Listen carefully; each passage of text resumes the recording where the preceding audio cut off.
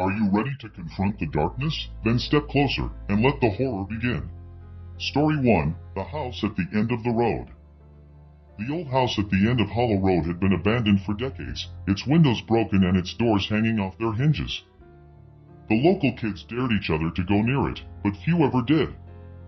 The house had a reputation, and it wasn't just the usual stories about ghosts or haunted rooms. There was something much darker about this place. One chilly October evening, 5 friends decided to explore the house. They were thrill seekers, always looking for the next adrenaline rush. They'd done urban exploring before, but this was different. The house had a pull on them, a mysterious force that made them curious, despite the unease that gnawed at them. The front door creaked open with a push, and the group stepped inside, their flashlights cutting through the thick darkness. The air was stale, carrying the scent of decay and rot. Dust hung in the air like a veil, and the floorboards creaked ominously under their weight. "Let's split up," one of them suggested, eager to cover more ground. Reluctantly, they agreed, with each pair heading to a different part of the house, leaving one to explore the attic alone. The house was massive, with long corridors and numerous rooms, each telling a different story of the family that once lived there.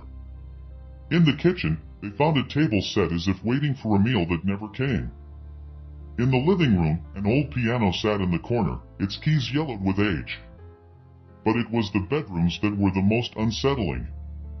In one room, a child's bed was made up with dusty sheets. Toys were scattered on the floor, frozen in time. On the walls were scribbles in crayon, but there was something wrong with them. They depicted disturbing images, shadowy figures, twisted faces, and scenes of violence. As they ventured deeper into the house, they began to hear strange noises, footsteps, whispers, and the occasional door creaking shut by itself. The group tried to rationalize the sounds, but the tension was palpable. One of them, Jenna, felt a cold breeze brush against her neck. She turned around, her flashlight trembling in her hand, but there was nothing there. Her heart raced as she called out to her friends, but the only response was the eerie silence that filled the house. In the attic, Tom found old family photos, yellowed and frayed at the edges. The faces of the people were blurred, but the emotions they conveyed were clear: fear, despair, and horror.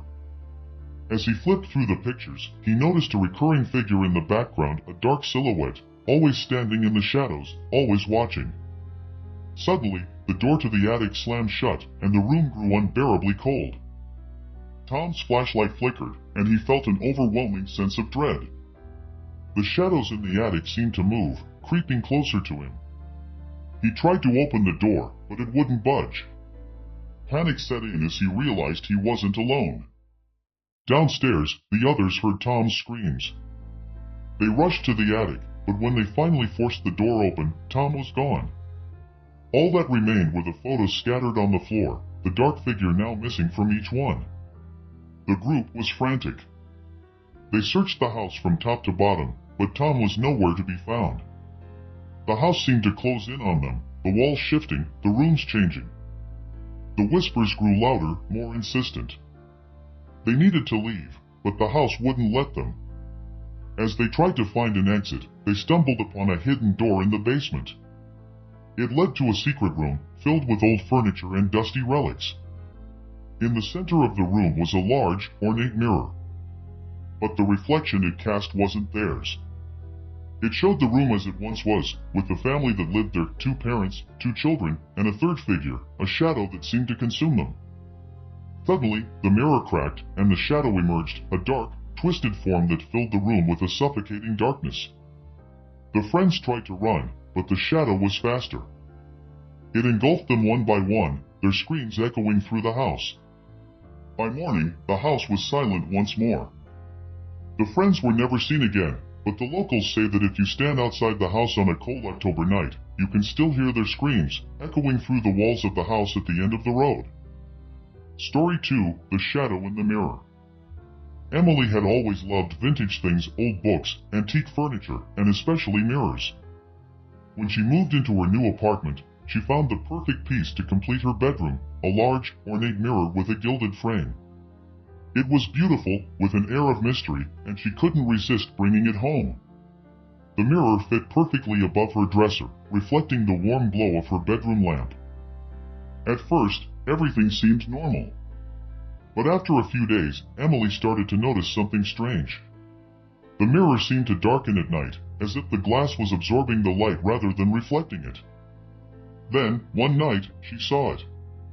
As she was getting ready for bed, she noticed a shadowy figure standing in the reflection, just behind her. She spun around, heart pounding, but there was no one there. She laughed nervously, chalking it up to her imagination, but the feeling of being watched lingered. The next night, the shadow was back. It was clearer now, a tall, dark figure with indistinguishable features, standing closer to her in the reflection. Emily felt a cold shiver run down her spine. She quickly turned off the light and got into bed, pulling the covers over her head like a child hiding from the monster under the bed. But sleep didn't come easily. She kept imagining the figure, standing at the foot of her bed, watching her. The thought terrified her, but she was too scared to open her eyes and check. Eventually, exhaustion took over, and she drifted into an uneasy sleep. Over the next few nights, the shadow appeared more frequently. Each time, it was closer, more defined, and more menacing. Emily tried to ignore it, convincing herself it was just a trick of the light or her mind playing tricks on her. But deep down, she knew something was wrong. She began to research the history of the apartment and the mirror, desperate to find some explanation. She learned that the previous tenant, a man in his 30s, had disappeared under mysterious circumstances. His belongings were found in the apartment, but there was no trace of him. The police had no leads, and the case went cold. Emily's fear grew with each passing day. She started covering the mirror at night, but it didn't help. The presence was still there, lingering in the shadows of her room, making her feel more and more isolated. One night, unable to sleep, Emily decided to confront the shadow. She pulled the cover off the mirror and sat in front of it, staring into the glass. The room was dark, lit only by the dim glow of the streetlight outside. She watched her reflection, waiting. At first, nothing happened. But as she continued to stare, the shadow began to form. It was subtle at first, a darkening of the glass, but it quickly grew until the figure was standing right behind her. Emily's breath caught in her throat as the shadow leaned closer, its face inches from hers. She could feel its cold breath on her neck, see its dark eyes in the mirror. Paralyzed with fear, Emily couldn't move. The shadow reached out, its hand passing through the glass, inches from her shoulder. She gasped and leaped out of the chair, knocking it over in her haste to get away. The shadow vanished, but the terror remained. Emily couldn't stay in the apartment any longer. She packed a bag and fled, leaving the mirror behind. She moved to a new place, trying to put the experience behind her. But the memory of the shadow haunted her. She avoided mirrors, afraid of what she might see. But it didn't matter. The shadow was with her now, always just out of sight, always watching. One day, while walking past a shop window, Emily caught a glimpse of something familiar in the reflection. She stopped, heart pounding, and looked closer. There, standing just behind her, was the shadow. Its dark eyes locked onto hers, and it smiled. Emily screamed and ran, but she knew there was no escaping it. The shadow was part of her now, and it would follow her wherever she went, a constant reminder of the terror that lurked just beneath the surface of reality. Story 3: The Forest of Whispers. The dense forest near the small town of Ravenswood had always been a place of mystery and fear. The locals called it the Forest of Whispers, and few dared to enter its depths. Those who did often returned with stories of strange sounds, eerie voices, and the feeling of being watched. Some never returned at all. One summer, a group of 4 friends decided to camp in the forest. They had grown up in Ravenswood, hearing the tales but never believing them. They were adventurous and skeptical, eager to prove that the stories were just that, stories. They packed their gear and set off early in the morning, determined to reach the heart of the forest by nightfall. As they hiked deeper into the woods, the trees grew taller and thicker, their branches twisting together to form a canopy that blocked out the sun. The air grew cooler, and the forest grew quieter, as if holding its breath. By late afternoon, they found a small clearing and set up camp. The forest was unnervingly silent, with only the occasional rustle of leaves or snap of a twig breaking the stillness. They built a fire and sat around it, telling ghost stories and laughing off their unease. But as the sun dipped below the horizon, the atmosphere changed. The forest seemed to come alive, with whispers carrying on the breeze, too faint to understand but too clear to ignore. The friends exchanged uneasy glances, but no one wanted to admit they were scared. As darkness fell, the whispers grew louder. They seemed to come from all directions, surrounding the campsite. The friends huddled closer to the fire, the flickering flames casting long shadows that danced on the trees. "What do you think it is?" one of them asked, his voice trembling. "Just the wind," another replied, though he didn't sound convinced. But deep down, they all knew it was something else. The whispers were too deliberate, too articulate to be mere wind. It was as if the forest itself was speaking, trying to tell them something. As the night wore on, the whispers grew more intense, more insistent. The friends tried to sleep, but the voices wouldn't let them.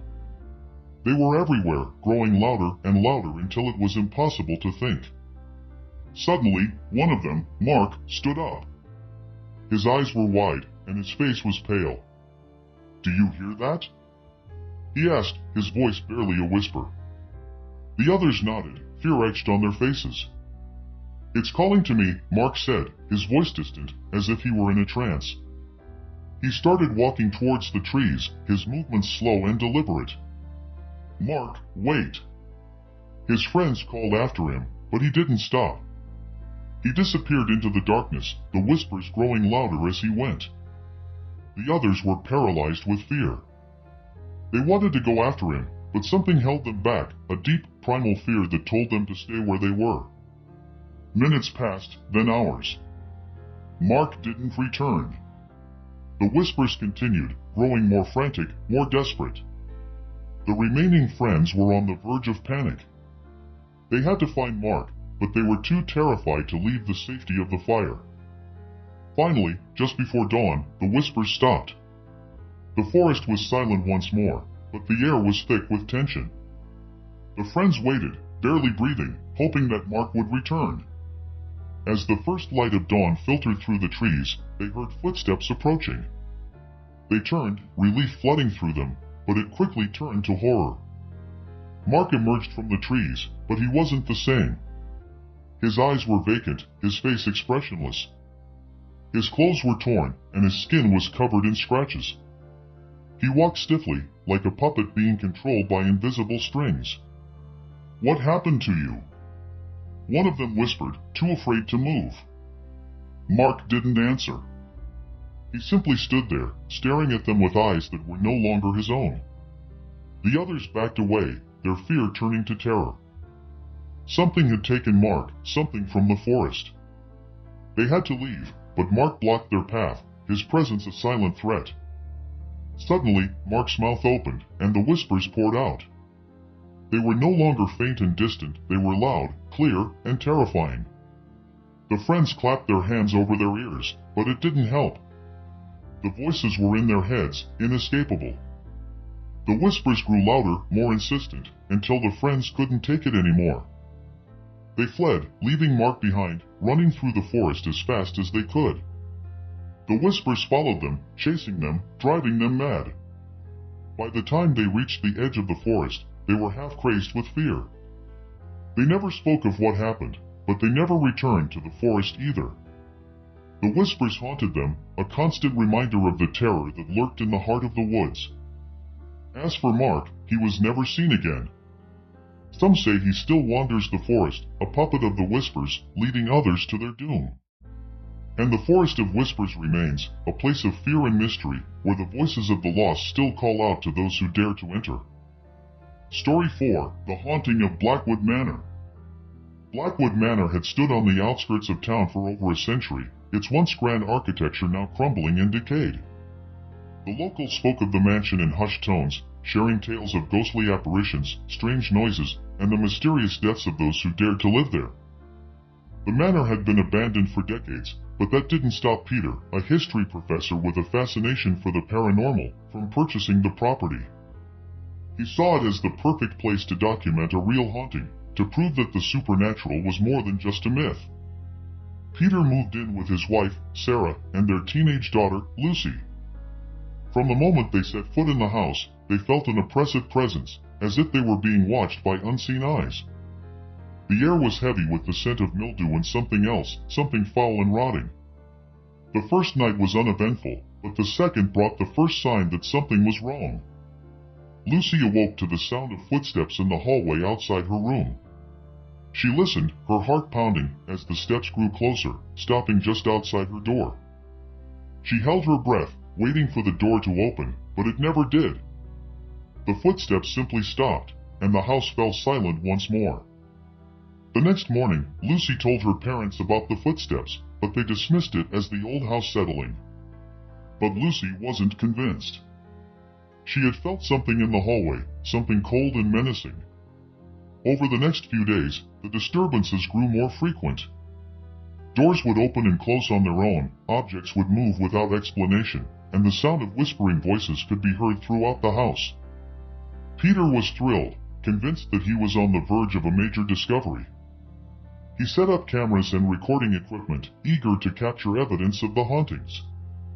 But Sarah was less enthusiastic. She had always been sensitive to the supernatural, and she felt an overwhelming sense of dread in the house. She tried to convince Peter to leave, but he refused, too caught up in his obsession to listen. One night, while reviewing footage from the cameras, Peter noticed something strange. In the footage from the hallway outside Lucy's room, he saw a figure, a dark, shadowy shape that moved slowly down the hall, stopping just outside her door. It was there for only a few seconds before disappearing, but it was enough to send chills down Peter's spine. He showed the footage to Sarah, who was horrified. "We need to leave," she insisted, her voice trembling. "There's something evil in this house." But Peter refused to go. He was too close to the truth, too close to proving that ghosts were real. He couldn't leave now. That night, the haunting escalated. The air grew colder, and the house seemed to come alive with activity. Doors slammed, windows shattered, and the whispering voices grew louder, more frantic. The family huddled together in the living room, terrified. Suddenly, the front door flew open, and a cold wind swept through the house, extinguishing the lights. The whispering voices grew louder, surrounding them, filling the room with an unbearable noise. Peter grabbed a flashlight and shone it towards the door. There, standing in the doorway, was the figure from the footage, a dark, shadowy shape with glowing red eyes. It moved towards them, slowly, deliberately, as if savoring their fear. "Get out!" Peter shouted, but the figure didn't stop. It moved closer, and as it did, the whispering voices grew louder, more desperate. In a panic, Peter grabbed his family and ran towards the back of the house, but the door slammed shut in front of them, trapping them inside. The figure was almost upon them now, its red eyes burning with malevolence. Suddenly, the air grew thick with the stench of decay, and the walls of the house began to bleed. Dark, thick blood seeped from the cracks, pooling on the floor, filling the air with a nauseating odor. The figure reached out, its hand a twisted, clawed appendage, and grabbed Peter by the throat. He struggled, but the grip was too strong. The whispering voices were deafening now, filling his head with unbearable noise. Just when it seemed like all hope was lost, Sarah remembered something she had read in an old book about exorcisms. She grabbed a crucifix from the mantel and held it up, shouting a prayer she barely remembered. The figure recoiled, its grip loosening. The whispering voices grew frantic, and the house shook as if in pain. The walls continued to bleed, but the figure seemed to weaken, its form flickering like a dying flame. With a final scream, the figure dissolved into nothing, and the house fell silent once more. The blood on the walls disappeared, and the oppressive presence lifted. The family didn't wait to see if the figure would return. They grabbed what they could and fled the house, never looking back. Blackwood Manor still stands on the outskirts of town, abandoned once again. The locals say that the house is cursed, that it's a place where evil lingers, waiting for its next victim. And those who dare to enter its walls are doomed to face the terror that lies within. Story 5. The Call of the Abyss. Dr. Elizabeth Warren was a marine biologist with a passion for deep-sea exploration. She had spent years studying the mysteries of the ocean, fascinated by the creatures that lived in the dark, uncharted depths. But nothing could have prepared her for what she would find on her latest expedition. The research vessel, Endeavour, was equipped with the latest technology, capable of reaching depths that had never been explored before. Elizabeth and her team were excited to be the first to study the Mariana Trench, the deepest part of the ocean. The descent was slow and steady, the pressure outside the submersible increasing with each passing meter. The darkness was absolute, broken only by the lights of the submersible.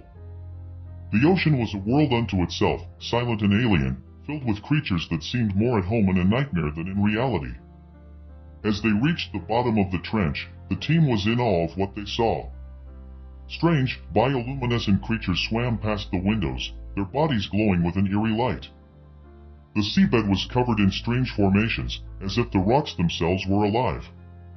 But as they ventured further into the trench, the atmosphere changed. The water grew colder, and the lights of the submersible flickered.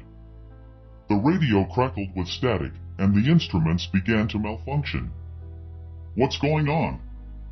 Elizabeth asked, her voice tense. "I don't know," replied the pilot.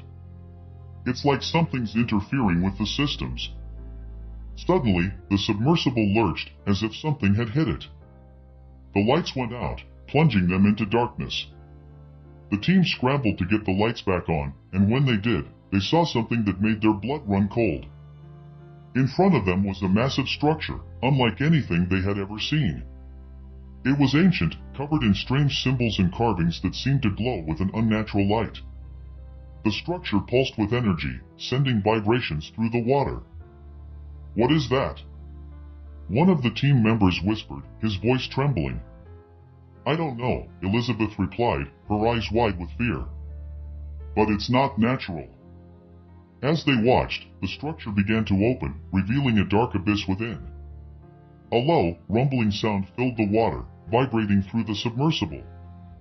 It was a sound that was felt more than heard, a deep, resonant hum that seemed to reach into their very souls. Suddenly, the submersible was pulled towards the abyss, as if by an invisible force. The team tried to fight it, but the pull was too strong.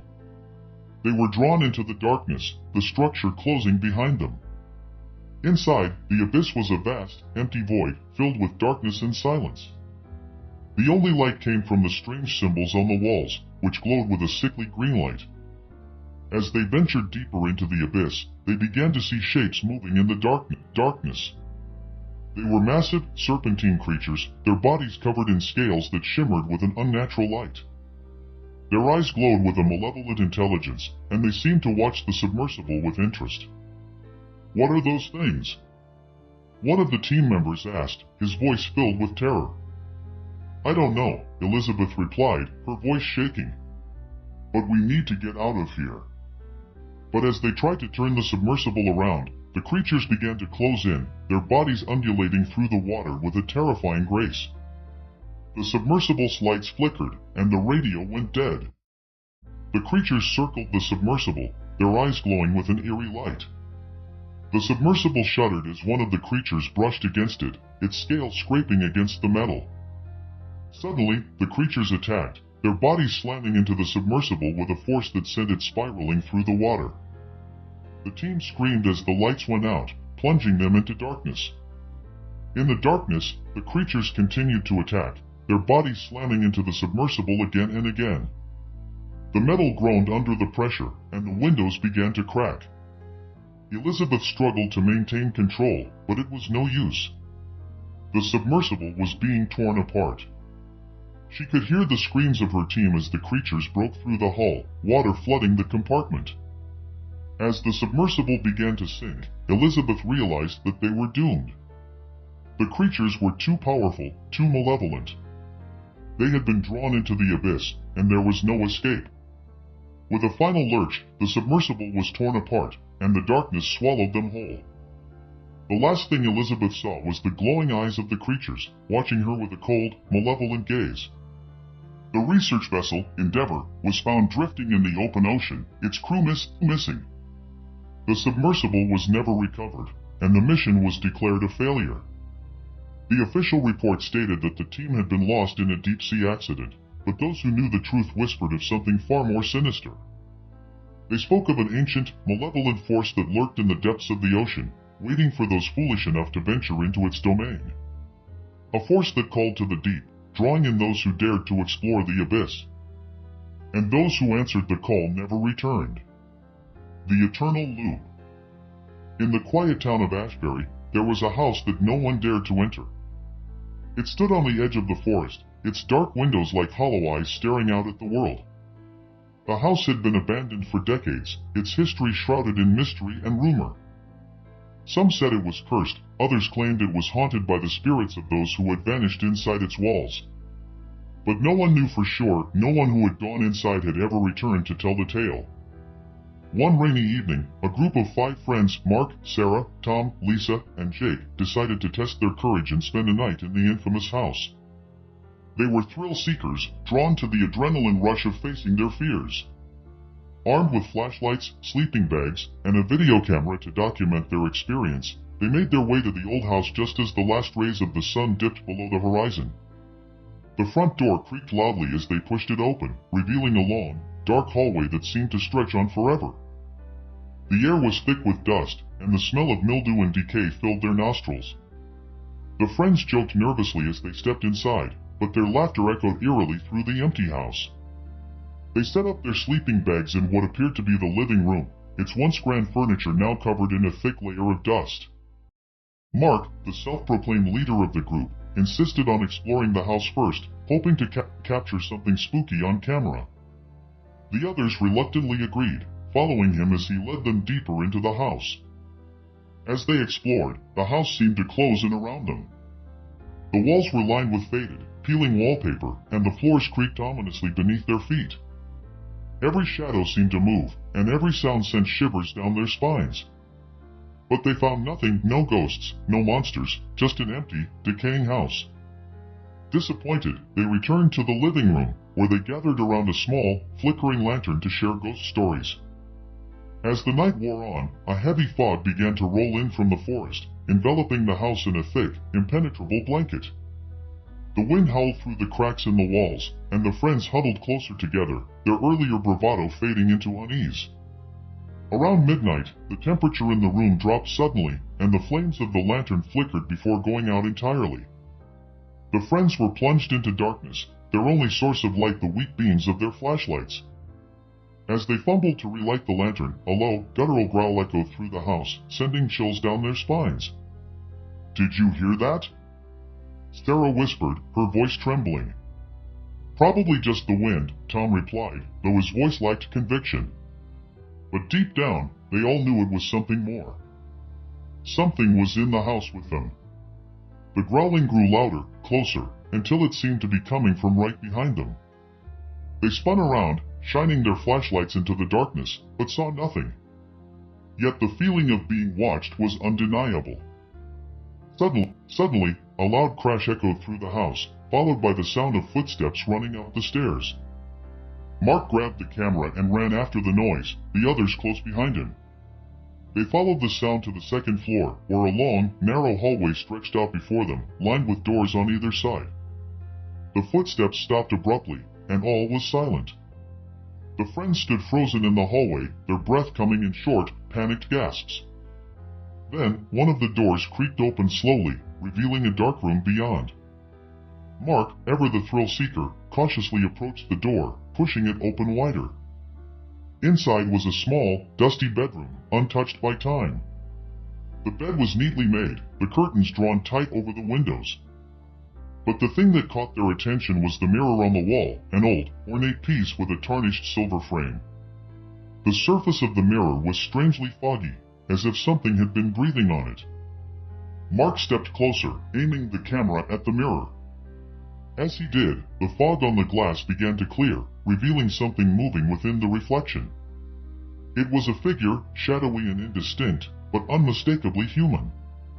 The figure's face was obscured, but its eyes were glowing a deep, malevolent red.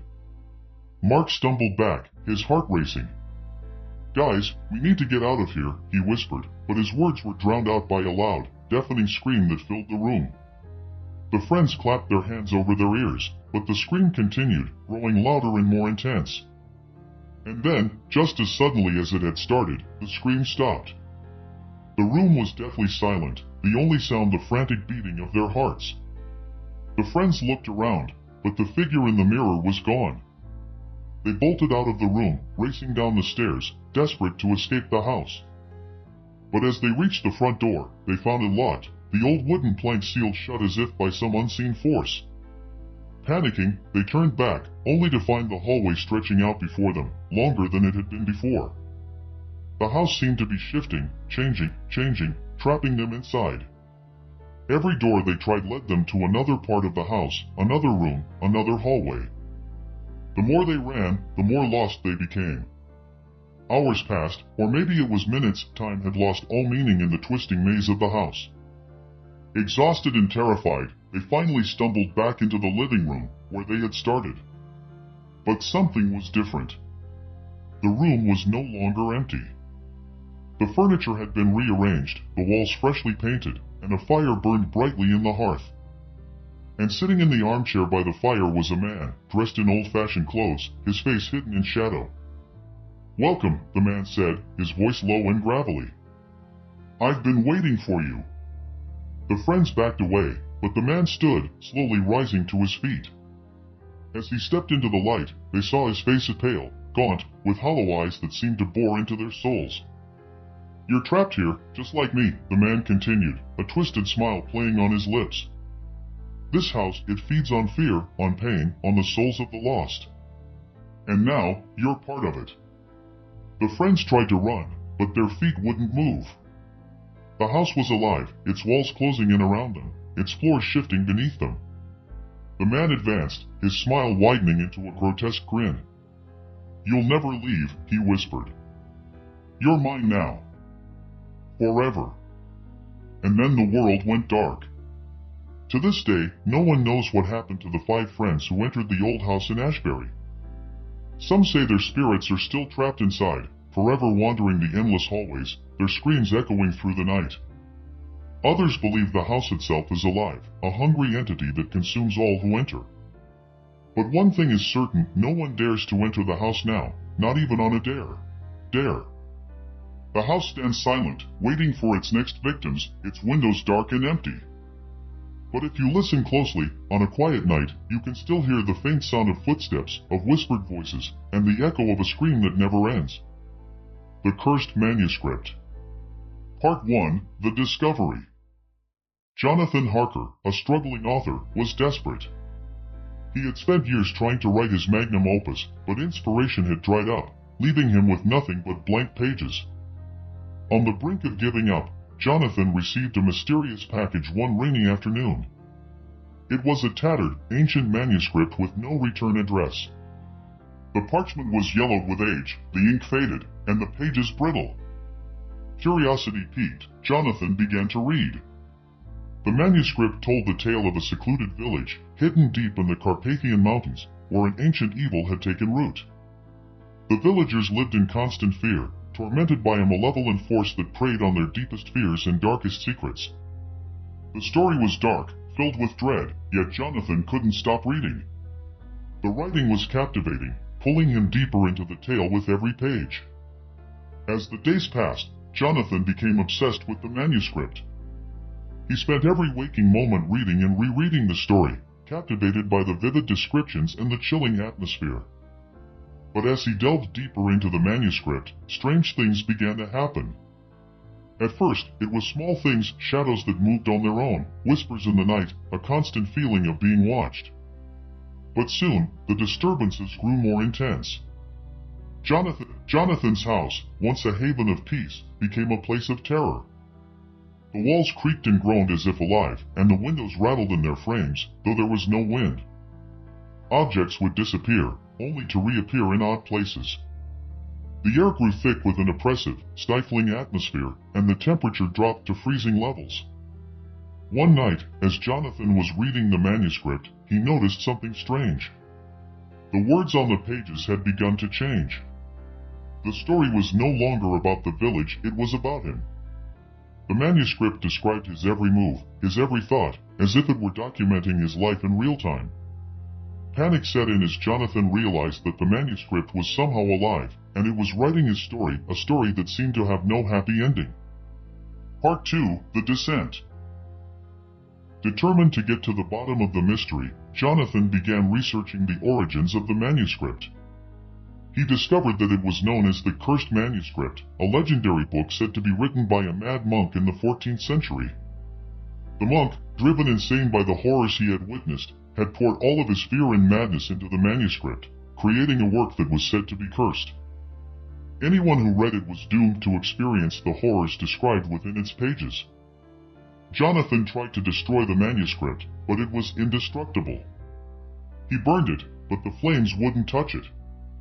He tore it apart, but the pages would reassemble themselves before his eyes. He even tried to bury it, but it always found its way back to him. As the days turned into weeks, Jonathan's mental state began to deteriorate. He was plagued by nightmares, horrific visions of the village from the manuscript, and the monstrous entity that tormented its inhabitants. The line between reality and fiction began to blur, and Jonathan could no longer tell what was real and what was a product of the manuscript. Desperate, he sought out a renowned occultist, hoping to break the curse. The occultist, a wizened old man with knowledge of the dark arts, agreed to help. But as he examined the manuscript, his face grew pale.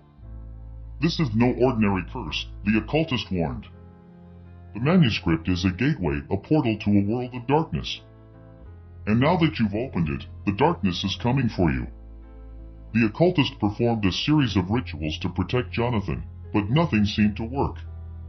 The darkness was relentless, and it wanted Jonathan's soul. The final straw came one night when Jonathan awoke to find himself in the village from the manuscript. It was no longer just a story, it was his reality. The villagers, gaunt and hollow-eyed, stared at him with a mixture of fear and pity. They knew what was coming, and so did Jonathan. Part 3, The Final Chapter.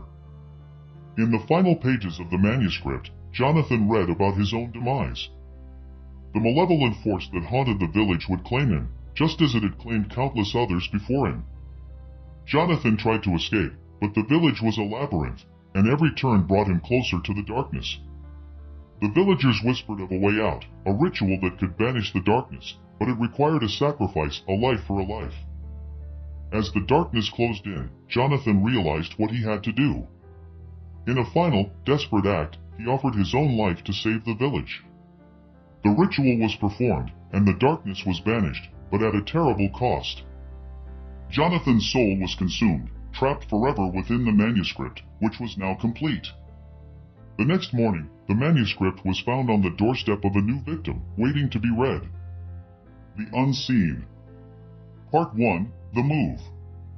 Samantha and Michael had always dreamed of living in the countryside.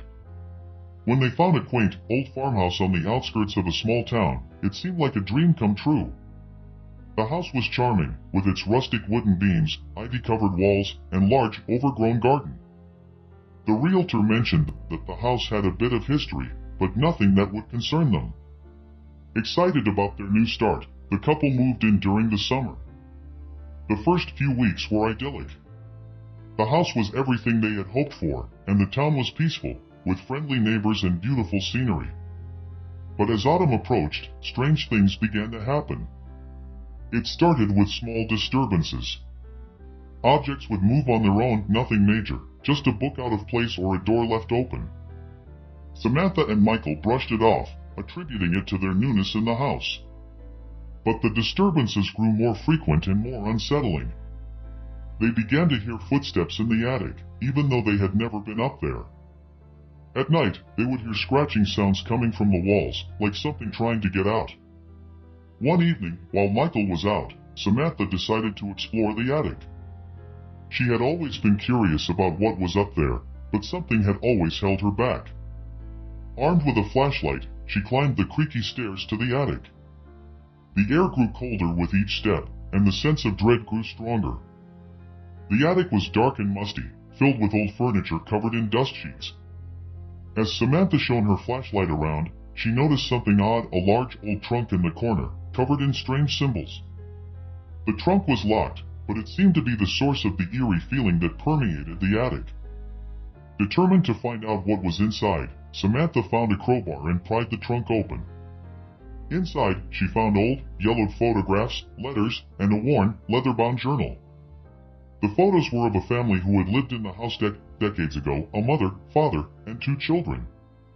But as she flipped through the photos, she noticed something disturbing. In every photo, there was a shadowy figure lurking in the background, always in the same spot, always watching. Part 2, The Unseen. Samantha took the journal and letters downstairs and began to read.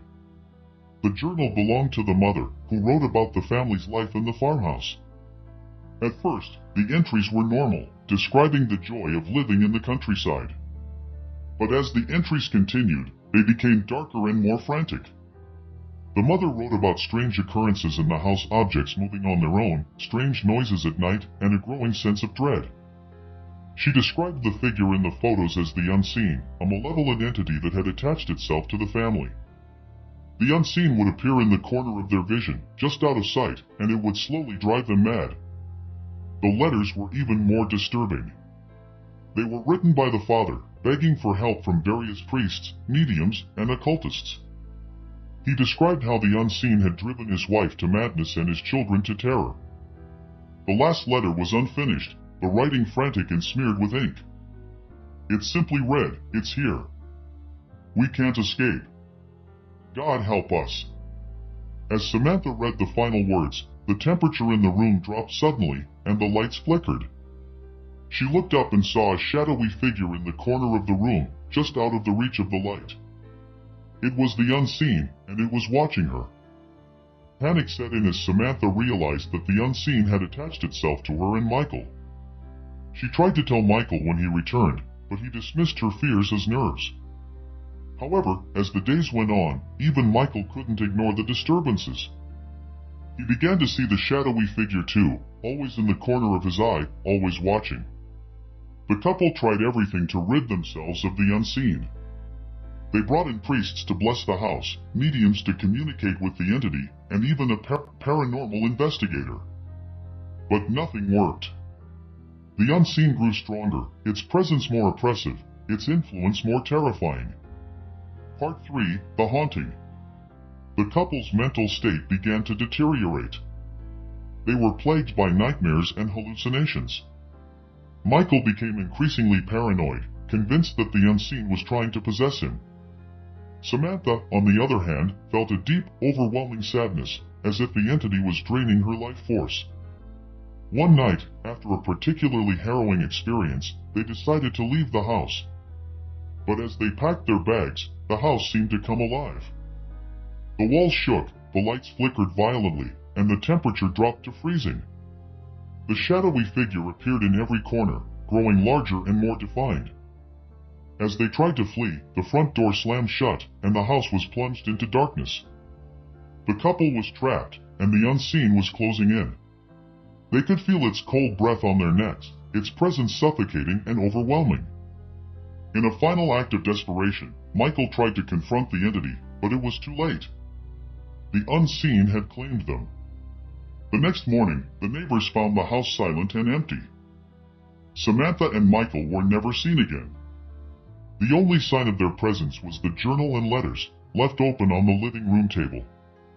The farmhouse still stands, abandoned and forgotten, but those who pass by say they can feel a cold, malevolent presence watching them from the shadows.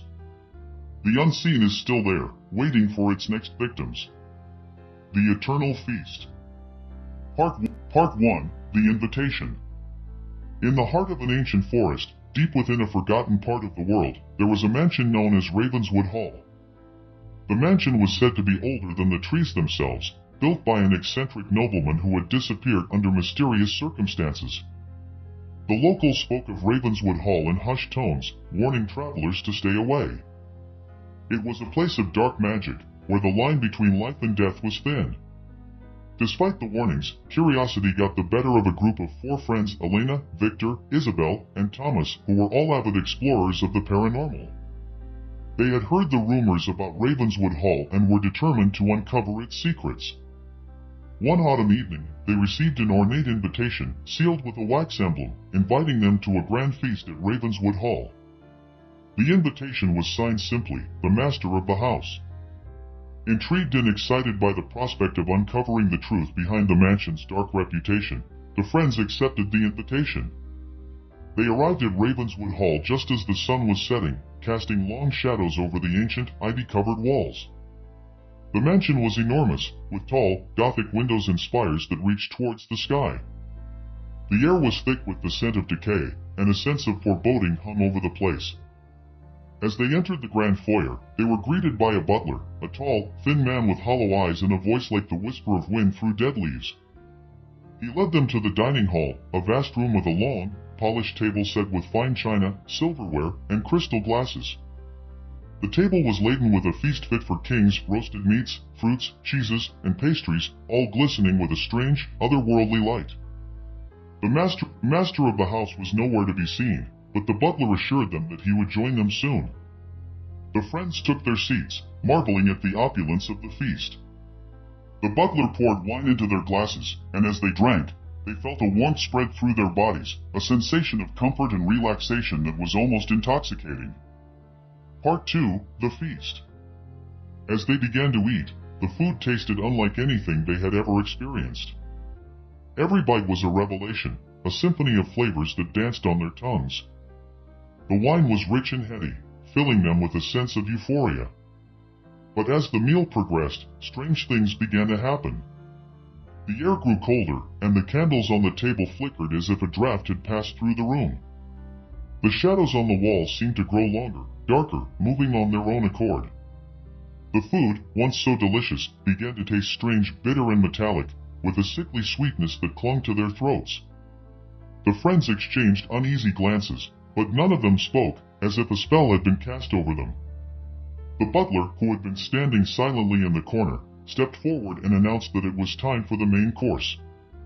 As he spoke, the doors at the end of the dining hall creaked open, and a figure stepped out of the shadows. The master of the house was a tall, thin man, dressed in a dark, elegant suit that seemed to absorb the light. His face was pale, almost ghostly, with sharp features and eyes that glowed with an unnatural light. He smiled, revealing sharp, pointed teeth, and welcomed them to his home. The friends were transfixed, unable to move or speak as the master of the house approached the table. He took his seat at the head of the table and raised his glass in a toast. "To life everlasting," he said, his voice echoing in the silent room. As they drank the toast, the temperature in the room dropped sharply, and the shadows on the walls seemed to close in around them. The master of the house watched them with a predatory gleam in his eyes, and as the last drop of wine passed their lips, the friends realized too late that they had been trapped. The food on the table began to rot before their eyes, turning to ash and dust. The once fine china cracked and shattered, and the crystal glasses melted into pools of dark, viscous liquid. The air was filled with the stench of decay, and the walls of the dining hall seemed to pulse with a life of their own. The master of the house stood, his smile widening into a grotesque grin. "You have been chosen," he said, his voice dripping with malice. "The feast is eternal, and now you are part of it." Part 3: The Eternal Feast. The friends tried to flee, but the doors of the dining hall slammed shut, trapping them inside. The walls began to close in, the shadows growing darker and more oppressive. The master of the house watched them with cold amusement as they struggled to escape. The room began to change, the walls melting away to reveal a vast, dark forest. The friends found themselves standing in the middle of a clearing, the dining table now a twisted, gnarled tree with blackened branches. The sky above was a swirling mass of darkness, and the ground beneath their feet was cold and lifeless. The master of the house stood before them, his form shifting and changing, becoming something monstrous. His face twisted into a demonic visage, his eyes glowing with a hellish light. "Welcome to the eternal feast," he hissed. "You will never leave."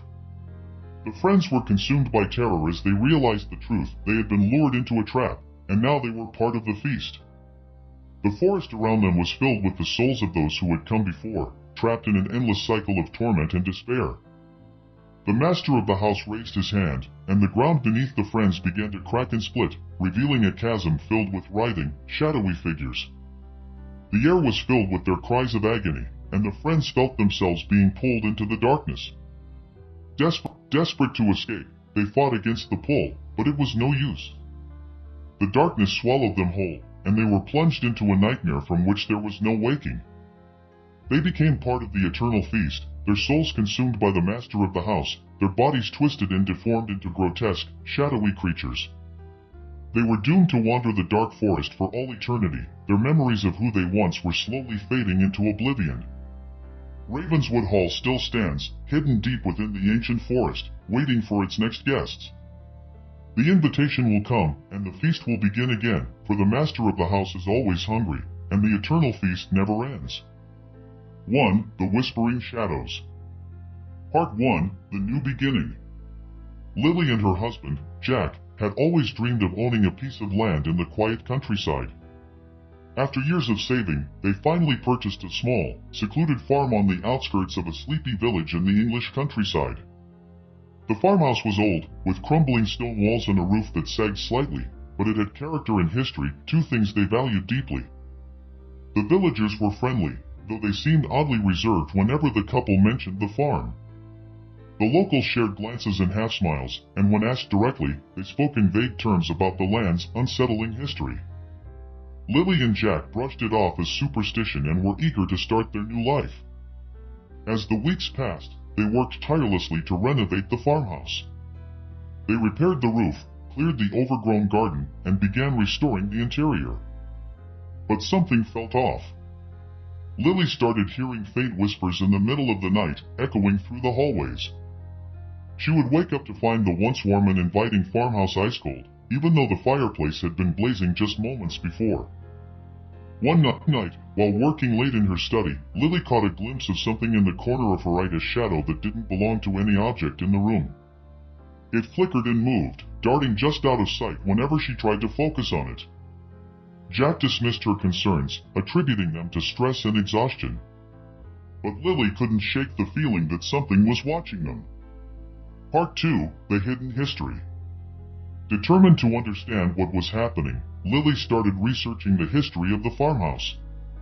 She visited the local library and dug through old records, uncovering the farm's dark past. The land had once belonged to a wealthy family in the 18th century, the Ainsworths, known for their eccentric and secretive ways. The family had vanished mysteriously one winter, leaving behind only their empty, blood-stained house. Rumors abounded about what had happened to the Ainsworths. Some said they had been cursed, others that they had dabbled in dark rituals. The most persistent tale was that they had tried to commune with spirits, opening a doorway to something malevolent that had consumed them. Lily found an old diary belonging to one of the Ainsworth daughters, Emily. The diary detailed the family's descent into madness as they tried to contact the spirit of their dead mother.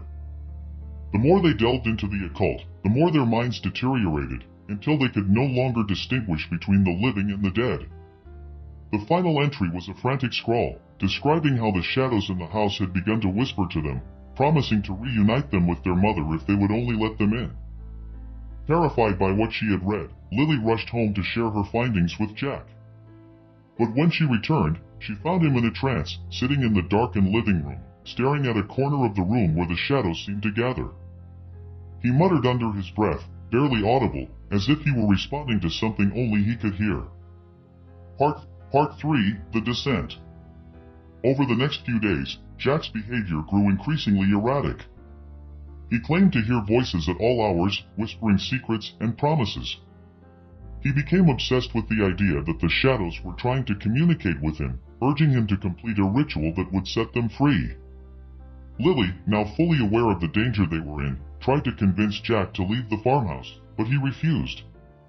He believed that he could control the shadows, that he could harness their power. As his obsession deepened, the shadows in the house grew darker, thicker, and more tangible. They no longer flitted at the edges of Lily's vision, they loomed, stretching across the walls and floors, reaching out for her. In desperation, Lily reached out to an old friend, Father Bernard, who had experience with exorcisms and the occult. He arrived at the farmhouse, and the moment he stepped inside, his expression darkened. The air was thick with malevolence, and he could sense the presence of something ancient and evil. Father Bernard performed a blessing on the house, but it seemed to have little effect. The shadows recoiled momentarily, but they soon returned, more aggressive than before. Realizing that they were dealing with something beyond the ordinary, Father Bernard prepared to perform a more powerful ritual, one that could potentially banish the entity for good. Part 4. The Final Confrontation. On the night of the ritual, the farmhouse was plunged into an unnatural darkness. The moon and stars were obscured by thick clouds, and the wind howled through the trees like a chorus of mournful wails.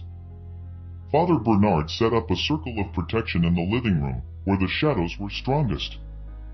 He instructed Lily and Jack to stay within the circle no matter what happened. As Father Bernard began the ritual, the shadows in the room began to writhe and twist, as if in pain. The whispers grew louder, more frantic, and the temperature dropped sharply. Jack, still under the influence of the shadows, tried to leave the circle, convinced that they were calling him. But Lily held him back, begging him to stay with her. The ritual reached its climax, and the shadows began to coalesce into a single, towering figure, its form barely distinguishable from the darkness around it. The entity screamed in rage, its voice a cacophony of tortured souls. Father Bernard shouted the final words of the ritual, and a blinding light filled the room, forcing the shadow back. For a moment, it seemed as though the ritual had worked. The shadows receded, the whispers faded, and the oppressive atmosphere lifted. But as the light dimmed, the entity returned, more furious than ever. It lunged at Father Bernard, enveloping him in darkness. His cries were muffled as the shadows consumed him, leaving nothing behind. Realizing that they couldn't defeat the entity, Lily and Jack fled the farmhouse, never looking back. The shadows pursued them to the edge of the property but could not cross the boundary. The couple escaped to the village, where they were taken in by the locals who had warned them in the first place. Part 5. The Aftermath. Lily and Jack never returned to the farmhouse. They sold the property at a loss, warning the new owners of its dark history.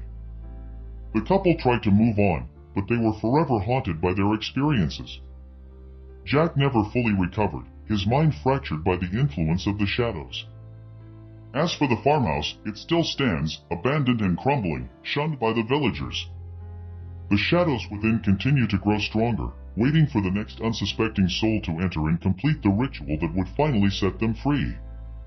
2. The Haunting of Blackwood Manor.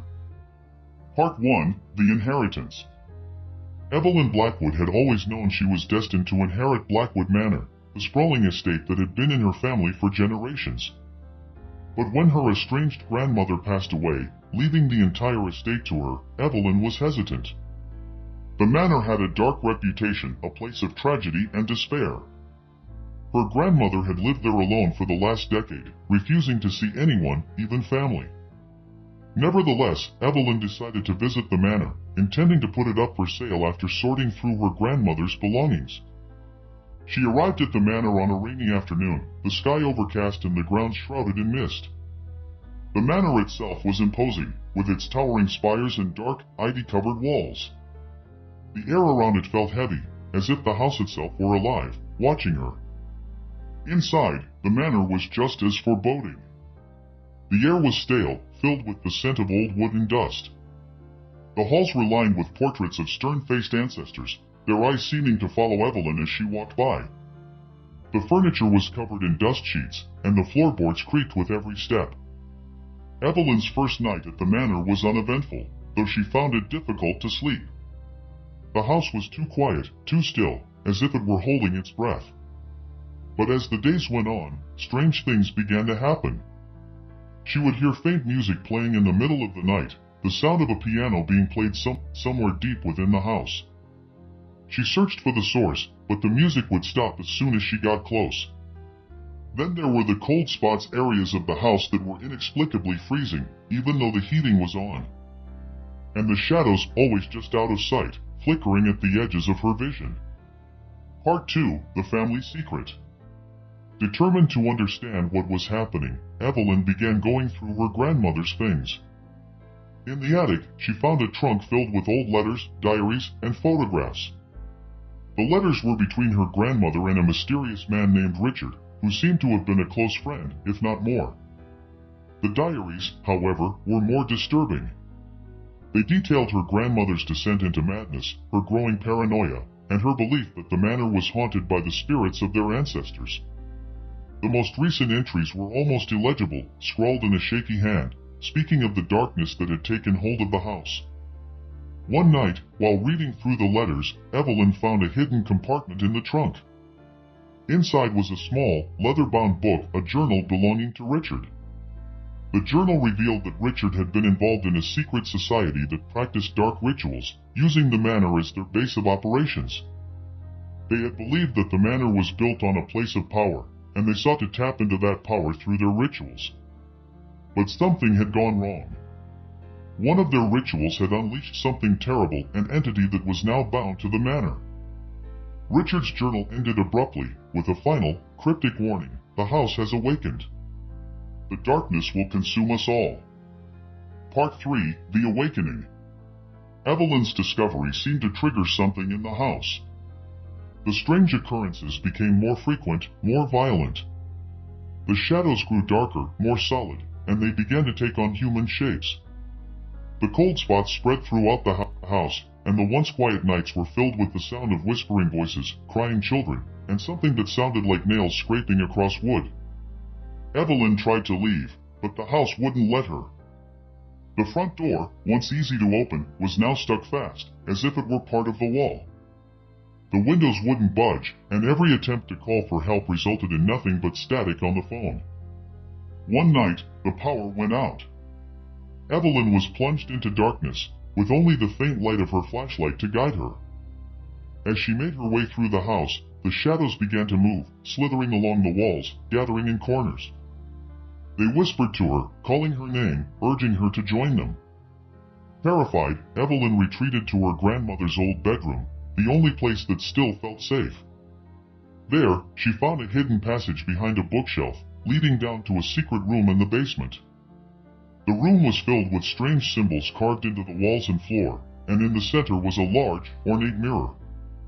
The mirror was the focal point of the room, and as Evelyn approached it, she could see something moving within the glass, something dark and twisted, trying to break free. Part 4, The Confrontation. Realizing that the mirror was the source of the entity's power, Evelyn knew she had to destroy it.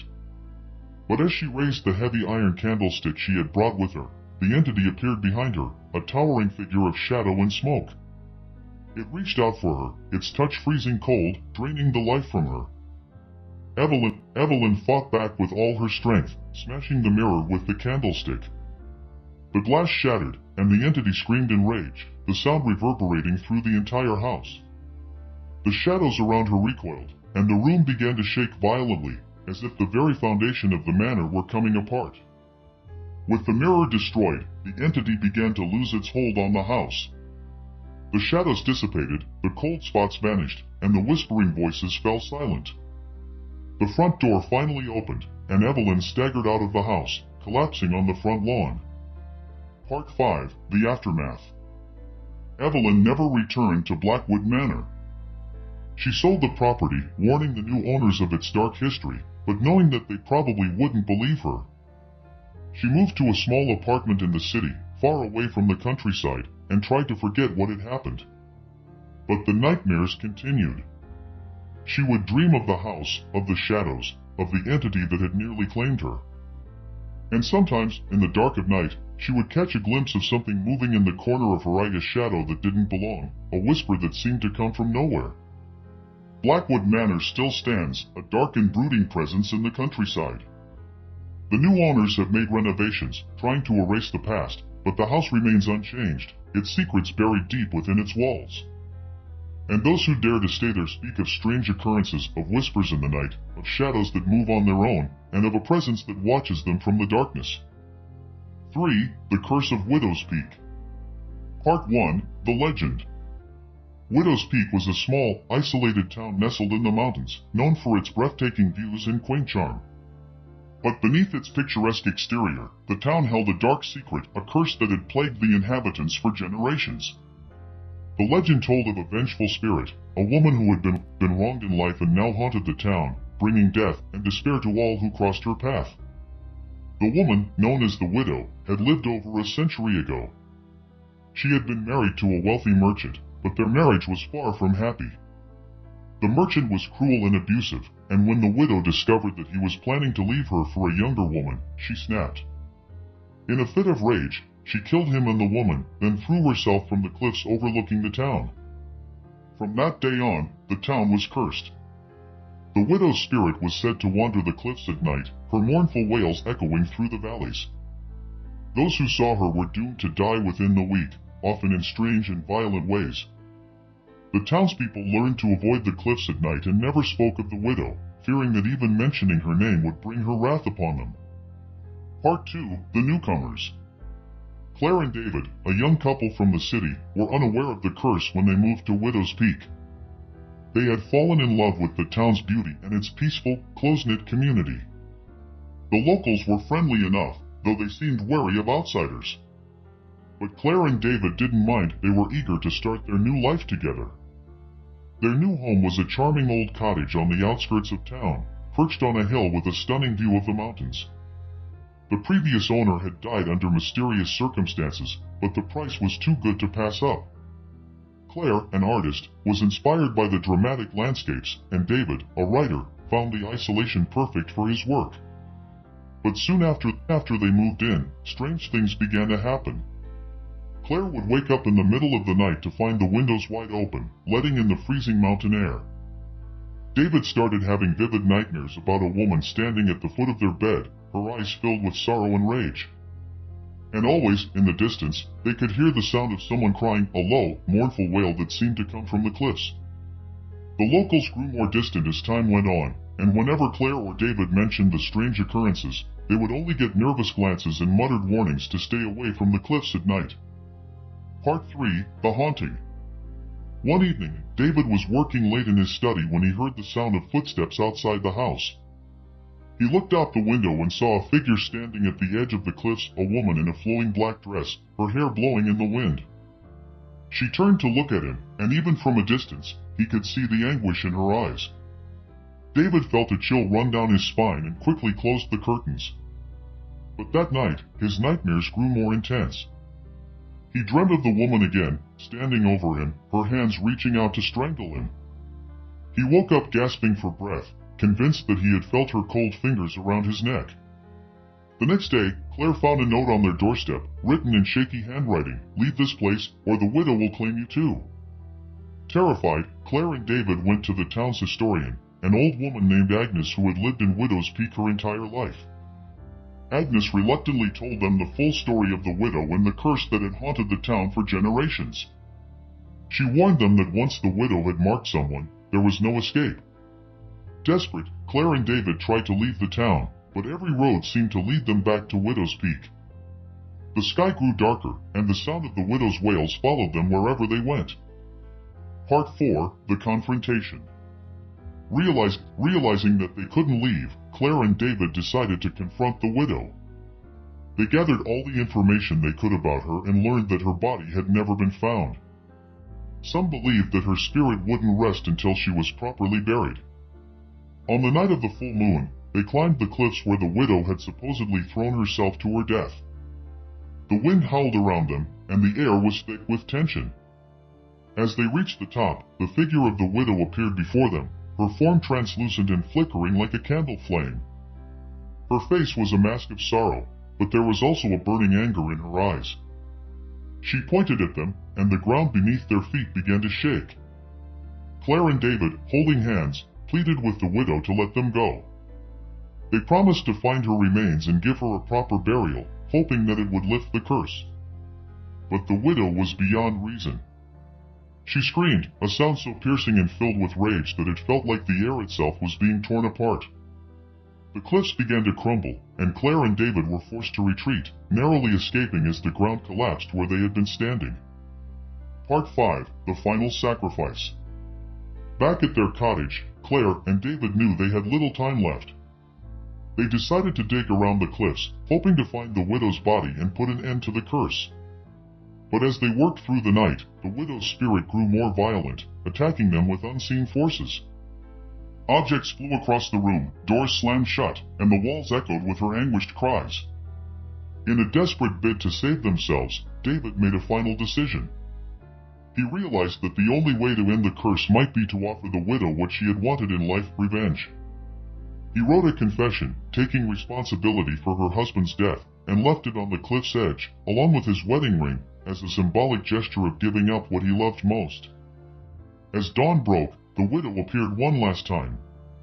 She took the ring and the confession, and for a moment, her face softened.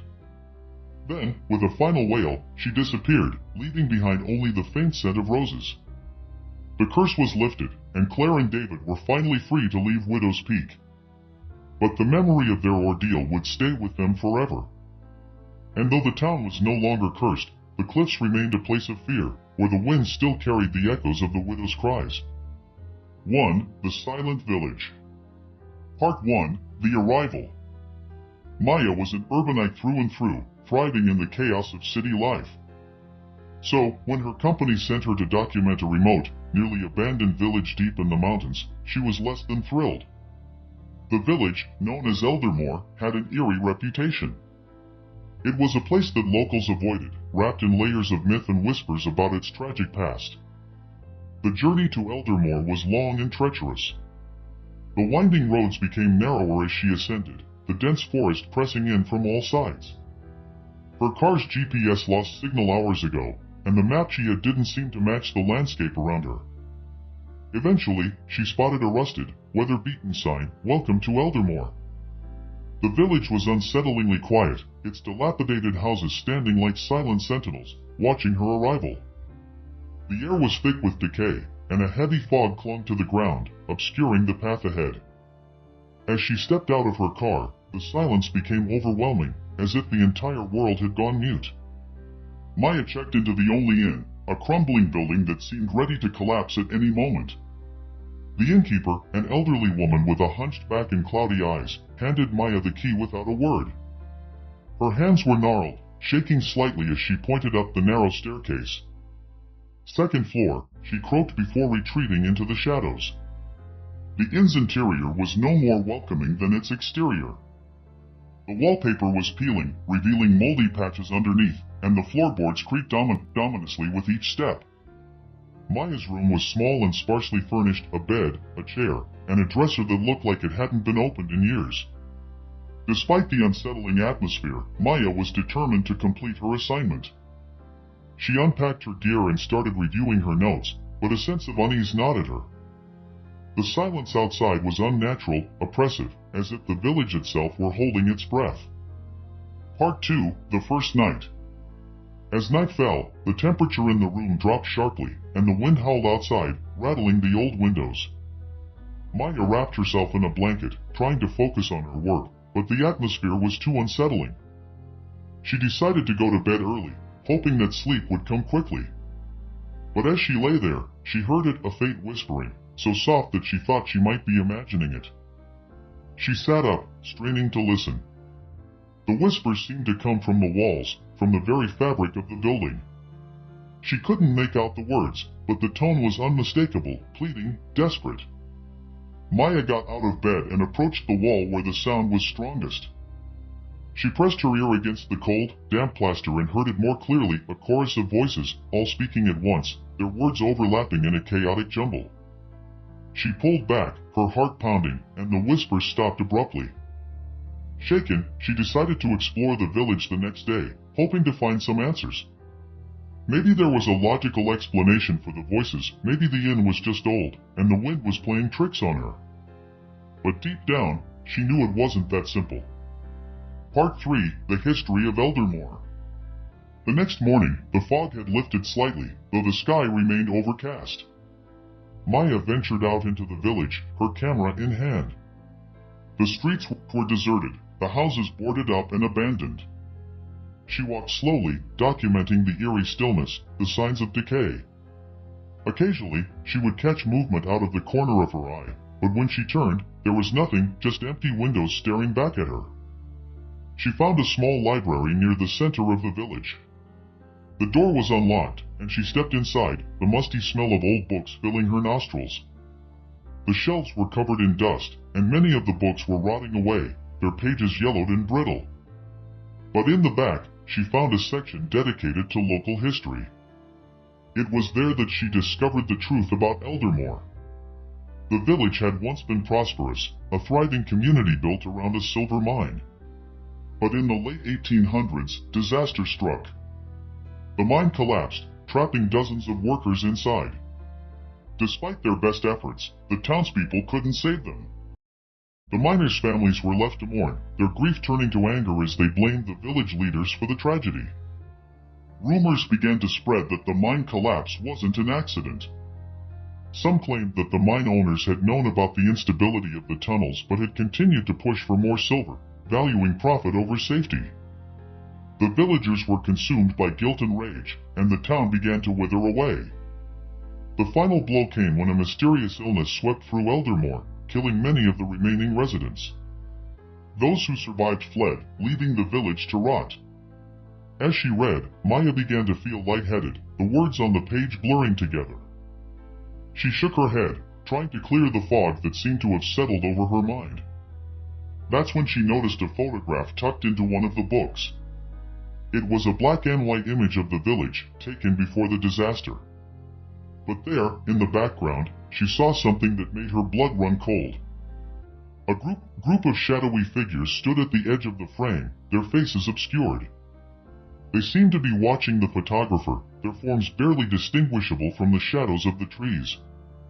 Maya turned the photo over, her hands trembling. On the back, someone had written a single word, help.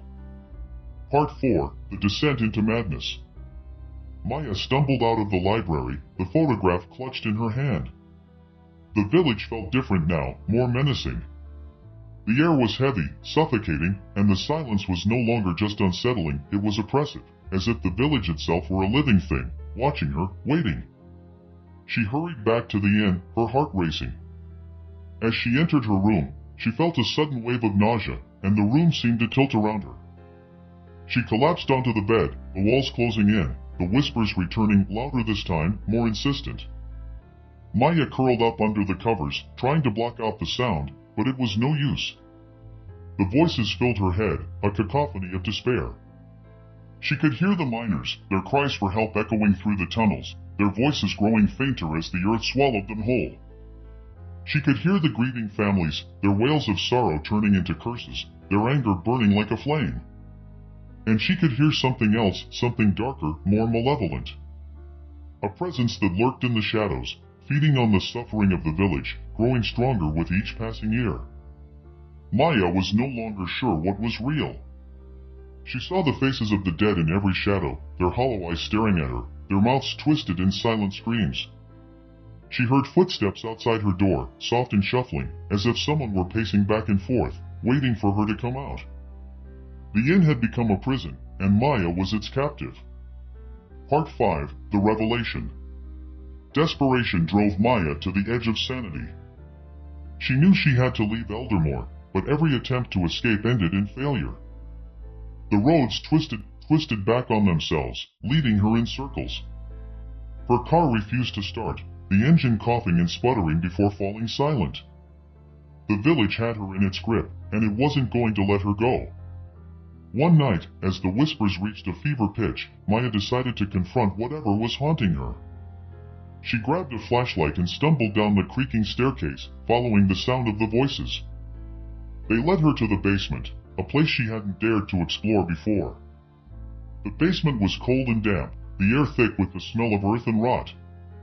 The walls were lined with old crates and broken furniture, and in the center of the room was a large, circular pit. The whispers grew louder as she approached, the voices rising in a mournful chorus. Maya shone her flashlight into the pit, and what she saw made her stomach turn. The pit was filled with bones, human bones, piled haphazardly, as if they had been thrown in without care. The skeletons were twisted and broken, their hands reaching out as if they had tried to claw their way out. The realization hit her like a physical blow. These were the remains of the miners, the ones who had been buried alive when the mine collapsed. But why were they here, in the basement of the inn? And then she saw a small door at the far end of the basement, partially hidden behind a stack of crates. Maya pushed the crates aside and opened the door, her flashlight flickering as she stepped inside. The room beyond was a shrine of sorts, the walls covered in strange symbols drawn in what looked like dried blood. In the center of the room was an altar, and on it lay a book bound in human skin. The whispers became deafening, filling her head with 1,000 voices, each one crying out in anguish. Maya knew, with a sickening certainty, that the villagers had been right. The mine collapse hadn't been an accident. It had been a sacrifice, an offering to whatever dark force dwelled beneath Eldermore. The mine owners had known about the unstable tunnels, but they had allowed the disaster to happen, believing that the deaths would appease the entity. Part 6. The Dark Bargain. The realization of what the village had done made Maya's blood run cold. The miners had been sacrificed, their souls offered to some ancient, malevolent force that had taken root beneath the village. The whispers in her head became clearer, and she could almost make out the words, a litany of curses and prayers, pleading for release, for vengeance. Maya felt a wave of despair wash over her. She knew now that the village was cursed, bound to this entity that fed on the suffering and death of its inhabitants. The villagers had tried to flee, but the curse followed them, dragging them back to Eldermore or condemning them to lives of misery and madness. As she stood in that dark room, the book on the altar seemed to call to her. It was the source of the curse. She realized the book was a conduit, a link between the world of the living and the entity that lurked beneath the earth. With trembling hands, Maya opened the book, her eyes scanning the pages filled with ancient symbols and incantations. The book detailed the ritual that had been performed to bind the entity to the village. The miners' deaths had been the final act of a dark bargain, a pact made by the village leaders in exchange for wealth and prosperity. But the entity was never satisfied, and it demanded more lives, more souls to sustain it. The ritual had been incomplete, though. The villagers hadn't known how to properly control the entity, and it had turned on them, cursing the village and trapping their souls within its borders. The only way to end the curse was to finish the ritual, to complete the offering, or to find a way to banish the entity back to the depths from which it came. Maya's mind raced. If she could complete the ritual, perhaps she could finally put an end to the suffering, release the trapped souls, and escape the village. But the thought of what she might have to do, what the ritual might demand, filled her with dread. Part 7. The Choice. As Maya stared at the pages of the book, the whispers around her grew louder, more insistent.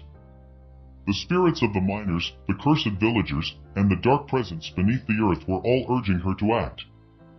But their demands were contradictory. Some begged her to finish the ritual, to give the entity what it wanted, while others pleaded with her to destroy the book, to end the cycle of death and suffering. Maya felt the weight of the decision pressing down on her. If she completed the ritual, she might save herself, but at what cost? Would she be dooming others to the same fate, ensuring that the entity's hunger would continue to be fed? But if she tried to destroy the book, she might anger the entity, unleashing its full wrath on the village and on herself. She knew she had little time.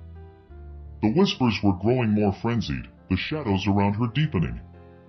She could feel the presence of the entity growing stronger, drawn to her indecision, feeding on her fear. In a moment of clarity, Maya made her decision. She would try to destroy the book, to end the curse once and for all. She couldn't bring herself to sacrifice another life, to add to the suffering that had plagued the village for so long. She grabbed the book and raced back to her room, slamming the door behind her. She searched for something to burn it with, her heart pounding in her chest. The whispers were now screams, the shadows in the room swirling around her like a storm. Maya found a bottle of lighter fluid in the old dresser, likely left behind by a previous occupant. She doused the book in the fluid, her hands shaking, and then struck a match. The flame caught, and the book began to burn, the pages curling and blackening as the fire consumed them. For a moment, it seemed like it might work. The whispers grew more desperate, the shadows recoiling from the flames. But then, the fire died out abruptly, as if smothered by an unseen force. The book lay on the floor, charred but intact, the symbols on its cover glowing faintly in the darkness. A cold dread settled over Maya. The entity wasn't going to let her destroy the book. It was too powerful, too entrenched in the fabric of the village. She realized with a sinking heart that there was only one way out. Part 8. The Final Sacrifice. Maya knew what she had to do. She had to complete the ritual, to give the entity what it wanted in order to end the curse. But she wouldn't sacrifice another innocent life, she would offer herself. With the book in hand, she made her way back to the pit in the basement. The bones of the miners seemed to watch her as she approached, their empty eye sockets reflecting her own fear. She opened the book to the page detailing the final steps of the ritual, her voice trembling as she began to recite the ancient words. As she spoke, the air around her grew heavy, the shadows coalescing into a single, towering form. The entity loomed over her, its eyes burning with an unnatural light. Maya continued to recite the incantation, her voice growing stronger, more resolute. The entity reached out to her, its touch freezing cold, but Maya didn't flinch. She knew this was the only way to end the suffering, to free the souls trapped in the village. As she spoke the final words, she felt a searing pain in her chest, as if her very soul were being torn from her body. But she didn't stop. She finished the ritual, her voice echoing in the dark chamber, and then everything went silent. For a moment, there was nothing, no whispers, no shadows, no cold presence. Just silence. And then, the ground beneath her began to tremble. The bones in the pit shifted, crumbling to dust, and the walls of the basement cracked and splintered. The entity let out a final, anguished roar, and then it was gone, vanished back to the depths from which it came. Maya collapsed to the ground, her vision fading. She knew she had succeeded, the curse was broken, the souls were free. But she also knew that she wouldn't be leaving Eldermore. The village had claimed her, just as it had claimed so many others before her. As the darkness closed in around her, Maya felt a strange sense of peace. She had done what needed to be done, and now she could rest. The next morning, the fog lifted completely, revealing the village in the soft light of dawn. The air was still and quiet, but it was no longer oppressive. The curse was gone, and Eldermore was finally at peace. But the village would remain empty, its dark history buried beneath the earth, a silent testament to the horrors that had unfolded there. And those who stumbled upon it in the future would find nothing but ruins, and perhaps, if they listened closely, the faint echo of a woman's voice, whispering in the wind. 1. The Echoes of Hollow Creek. Part 1. The Arrival. When Jonathan and Claire inherited the old farmhouse at Hollow Creek, they were thrilled at the prospect of a quiet country life. The property had been in Jonathan's family for generations, but they had never visited. The place had fallen into disrepair, but Jonathan was determined to restore it. The farmhouse sat at the edge of a dense forest, the trees whispering secrets in the wind. As they arrived, a sense of foreboding settled over them. The house itself was a decrepit shell, with sagging beams and cracked windows. The locals spoke of it with a shiver, referring to it as the Echo House. Part 2. The First Night. That night, the wind howled through the gaps in the old wooden walls, creating an eerie symphony. Claire woke to the sound of footsteps echoing through the empty hallways. She checked Jonathan's side of the bed, but he was not there. She ventured downstairs and found him in the dimly lit kitchen, staring at an old, dusty radio. The radio, which hadn't worked in decades, crackled to life, playing static mixed with distorted voices. Jonathan was mesmerized, his face pale. Part 3. The Whispering Trees. As they started restoring the house, Claire noticed something peculiar about the surrounding forest. The trees seemed to shift subtly, their branches stretching toward the house as if trying to reach out. At night, the whispers grew louder, the wind carrying voices that sounded like they were pleading for help.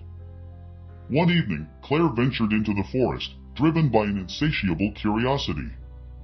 The deeper she went, the more oppressive the atmosphere became. The whispers turned into indistinguishable murmurs, and shadows danced at the edges of her vision. She stumbled upon an old, weathered well, half buried in the undergrowth. A cold breeze emanated from it, carrying the scent of decay. Part 4. The Hidden Room.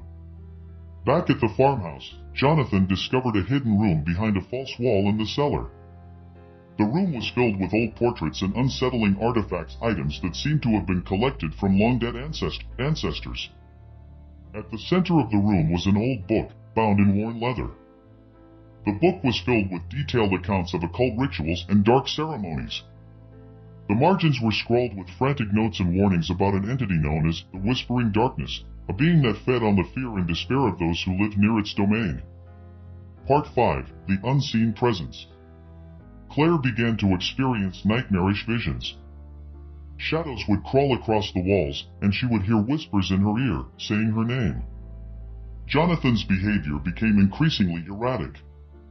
He would spend hours in the hidden room, obsessively reading the book. One night, Claire woke to find the radio again playing on its own. The voices were clearer now, and they seemed to be directly addressing her. Desperate, Claire confronted Jonathan, but he insisted that the book was guiding them to a greater understanding, dismissing her fears. Part 6. The Ritual. Jonathan became convinced that performing an ancient ritual described in the book would appease the entity. Claire was horrified but reluctantly agreed to help, fearing what might happen if she didn't. They prepared the ritual in the hidden room, using the artifacts they had found. As they began the incantations, the temperature dropped, and the air grew thick with an unnatural heaviness. The whispers turned into screams, and the house seemed to come alive with malevolent energy. Part 7. The Confrontation. As the ritual reached its climax, the Whispering Darkness manifested an enormous, shadowy figure with countless eyes and mouths that seemed to speak in every direction. It was an abomination, feeding on their fear and despair. Claire and Jonathan were paralyzed with terror. The entity loomed over them, its presence overwhelming. Jonathan, driven mad by the ritual, attempted to confront it, but his actions only fed the entity's hunger. Claire watched in horror as Jonathan was consumed by the darkness, his screams echoing through the house. Part 8. The Escape. Desperate to escape the curse, Claire fled the farmhouse. The forest seemed to close in around her, the trees moving as if trying to trap her. She stumbled back to the well, where she found an old journal detailing a way to banish the entity by offering a sacrifice. With no other options, Claire prepared to sacrifice herself. But as she began the ritual, she realized that the entity had tricked them. It had manipulated Jonathan into completing the ritual, ensuring that it could feed on his soul. Part 9. The Banishment. Claire completed the banishment ritual, using the journal's instructions to send the entity back into the well. The forest erupted in a frenzy of shadows and screams, but the darkness was eventually sucked back into the well. The ground trembled, and the whispers faded into silence. Exhausted and traumatized, Claire left Hollow Creek behind. She knew that the curse was not completely gone, the entity might return, and the forest would always hold its dark secrets. Part 10. The Aftermath. Years later, Claire visited Hollow Creek again. The farmhouse was abandoned, overgrown with vines and decay. The well was covered, and the forest had receded. But as Claire stood there, she felt a cold breeze and heard a whisper on the wind. The echoes of Hollow Creek were still there, a lingering reminder of the darkness that had once claimed her. 1. The Harrowed Manor. Part 1. The Inheritance. Catherine Sullivan had always been skeptical of supernatural claims. Her rational mind dismissed ghost stories and curses as mere folklore until she received the letter informing her of her inheritance. The letter was from a distant relative she barely remembered, Lady Evelyn Harrow. Evelyn had lived in Harrowed Manor, an estate that was more legend than reality, located in a remote part of Scotland. The letter was terse, mentioning that Catherine was to inherit the manor as the sole living relative. Catherine had dismissed it initially, thinking it a clerical error or a scam. But curiosity got the better of her, and she decided to visit the manor, if only to verify its existence. The journey to Harrowed Manor was arduous. The road grew narrower and rougher as she approached, flanked by dense, dark forest. The manor itself was a brooding Gothic structure, its silhouette cutting a stark line against the stormy sky. The windows were dark, like vacant eyes, and the ivy-clad walls seemed to shiver in the wind. Part 2. The Arrival. Upon entering the manor, Catherine was struck by an overwhelming sense of dread. The air was thick with dust and mildew, and the silence was deafening. The grand hall was lined with portraits of the Harrow family, their eyes following her every move. The expressions of the people in the portraits were unsettling, sullen, mournful, as if they knew of some great tragedy. The manor was a labyrinth of darkened rooms and shadowy corners. The only light came from a few flickering candles she had brought with her. As Catherine explored, she discovered hidden passages and rooms sealed off by cobwebs and time. Each room was a snapshot of a bygone era, frozen in decay. In one of the rooms, Catherine found a journal belonging to Lady Evelyn. The entries were filled with paranoia and despair, speaking of strange noises and shadows that moved on their own. Evelyn had written about a curse that plagued the manor, a malevolent presence that tormented its inhabitants. Part 3, The First Night. That night, as a storm raged outside, Catherine tried to settle in. The manor groaned and creaked as if it were alive. The wind howled through the empty halls, carrying with it whispers that seemed to come from nowhere. Catherine struggled to sleep, her mind racing with the unsettling discoveries she had made. In the dead of night, she was awoken by a soft, eerie melody. It was a lullaby, but twisted and distorted. The music seemed to come from the nursery, a room she had not yet explored. As she approached the room, the melody grew louder, more discordant. She opened the door to find the room in perfect order, but the melody continued, emanating from nowhere. As Catherine investigated, she saw a shadow move in the corner of her eye. She turned to confront it, but the shadow was gone, leaving only an oppressive silence. Her heart raced, and she felt a chill on the back of her neck, as though she were being watched. Part 4, The History Unveiled. Determined to uncover the truth, Catherine delved deeper into the manor's history. She discovered that Harrow Manor had a dark past. The Harrow family had been wealthy and influential, but their fortune had come at a terrible price. An old legend spoke of a pact made with a dark entity in exchange for prosperity, a pact that required human sacrifice. Lady Evelyn's journal revealed that the entity, known as the Hollow One, was a being of pure malevolence.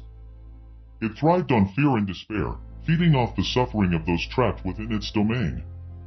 The manor was built on a site of ancient rituals, and the family's wealth was a result of their dark dealings. As Catherine read further, she learned that each member of the Harrow family had met a grisly end, their souls bound to the manor as part of the curse. The entity had grown stronger with each sacrifice, its influence spreading throughout the estate. Part 5, The Descent into Terror. Catherine's nights were plagued by increasingly disturbing occurrences. The whispers became voices, murmuring in her ears, recounting the horrors that had taken place in the manor. She would hear footsteps following her, doors slamming shut, and cold spots that seemed to move with her. One night, Catherine was awoken by a forceful shaking of her bed. She sat up to see a dark figure looming over her, its eyes glowing with an unnatural light. The figure was an amalgamation of shadow and malice, its form shifting and undulating as if it were not bound by the laws of reality. Catherine tried to scream, but no sound came out. The figure reached out a cold, clammy hand, and Catherine felt a wave of despair crash over her. She saw flashes of the manor's past, visions of the Harrow family's torment, their anguished faces frozen in terror. The figure was feeding on her fear, growing stronger with each moment. Part 6, The Pact. Desperate to escape, Catherine sought out any means to break the curse. She found a hidden room in the basement, filled with occult artifacts and remnants of the original ritual. Among the items was a ritual dagger inscribed with runes, and a series of notes detailing how to perform a counter-ritual. The note spoke of a way to sever the connection between the entity and the manor, but it required a sacrifice, one that would release the souls trapped within the manor but would bind the sacrifice to the entity's power. Catherine knew that completing the ritual would come at a great cost, but she had no other choice. Part 7, The Ritual Begins. Catherine gathered the items needed for the ritual and prepared the ceremonial space. As she began to chant the incantations from the notes, the manor reacted violently. The walls seemed to close in, the temperature plummeting, and the shadows writhed as if in pain. the Hollow One's presence grew stronger, its form coalescing into a monstrous visage. The voices of the damned echoed through the manor, their cries merging into a cacophony of suffering. Catherine felt the full weight of the entity's malevolence bearing down on her. As she performed the ritual, the manor was consumed by a blinding light, and the Hollow One's form became more distinct. The entity was desperate to stop her, its tendrils of darkness reaching out, trying to drag her into its realm. Part 8. The Sacrifice. With the ritual nearing its climax, Catherine faced a harrowing choice. The final step required her to offer herself as a sacrifice to fully sever the entity's connection to the manor. She could feel the entity's influence trying to subvert her will, whispering promises of freedom and safety if she abandoned the ritual. In a moment of sheer willpower, Catherine plunged the dagger into her own heart, completing the ritual. The pain was excruciating, but she felt a release as the entity's hold on the manor began to weaken. The walls of Harrowed Manor trembled, and the shadows writhed in agony. As Catherine's vision blurred, she saw the entity's form disintegrate, its screams merging with the cries of the trapped souls. The manor itself seemed to breathe a sigh of relief as the curse was lifted. The oppressive darkness lifted, and the oppressive weight of fear that had hung over the estate vanished. Part 9. The Aftermath. When the authorities arrived at Harrowed Manor, they found it abandoned, its once menacing presence now a relic of a dark past. The manor was a shell, its grandeur faded and its walls silent. Catherine was nowhere to be found. Years later, the manor was restored and repurposed as a historical site. Visitors would sometimes report strange occurrences, flickers of shadows, whispers in the dark, and a sense of being watched. But the entity, the Hollow One, was no longer bound to the manor. Its presence had been banished, its influence broken. Part 10. The Echoes of the Past. Though the entity was gone, the echoes of its existence lingered. The souls that had been trapped were freed, but their suffering left a mark on the manor. Harrowed Manor became a place of historical curiosity, its dark past a cautionary tale. The portraits of the Harrow family were removed, their sullen eyes no longer watching over the estate. Catherine Sullivan's sacrifice ensured that the curse was lifted, but the manor remained a place of unease, a reminder of the darkness that had once consumed it. Those who visited could still sense the remnants of fear that had permeated the walls, a ghostly whisper of the past that served as a testament to the horrors that had once been. 2. The House of Forgotten Shadows. Part 1. The Invitation. When Liam received the letter inviting him to his estranged uncle's estate, he was taken aback.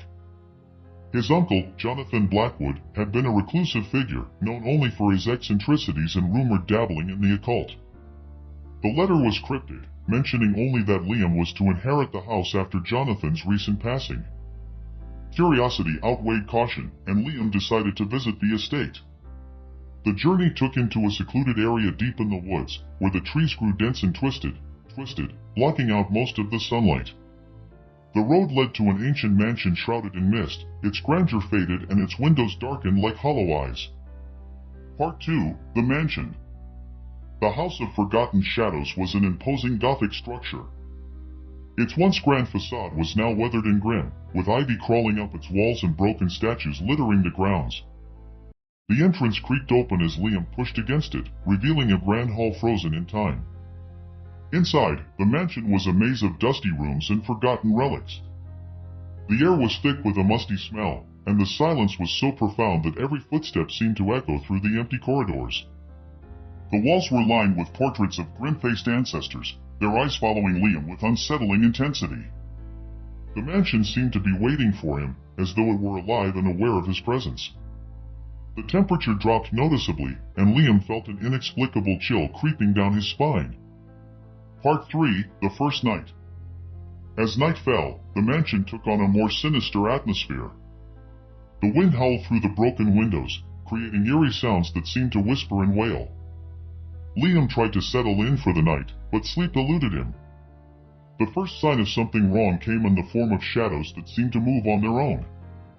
In the dim light of a flickering candle, Liam saw shapes darting across the walls, their movements too deliberate to be mere tricks of the light. He tried to ignore them, attributing it to exhaustion. In the dead of night, Liam awoke to the sound of footsteps echoing through the mansion. The sound grew louder, closer, and more erratic. His heart pounded as he followed the noise, only to find that it led to a locked door in the basement, a door that had not been there before. Part 4: The Basement. Determined to uncover the mystery, Liam found the key to the basement door in a dusty old drawer. As he unlocked the door, a wave of cold air rushed out, and the stench of decay filled his nostrils. The basement was a dark, cavernous space filled with old furniture covered in white sheets and cobwebs. In the center of the basement was a large, antique mirror covered by a tattered cloth. The mirror was ornate, its frame twisted into grotesque shapes that seemed to writhe in the dim light. Liam felt a strange compulsion to uncover it.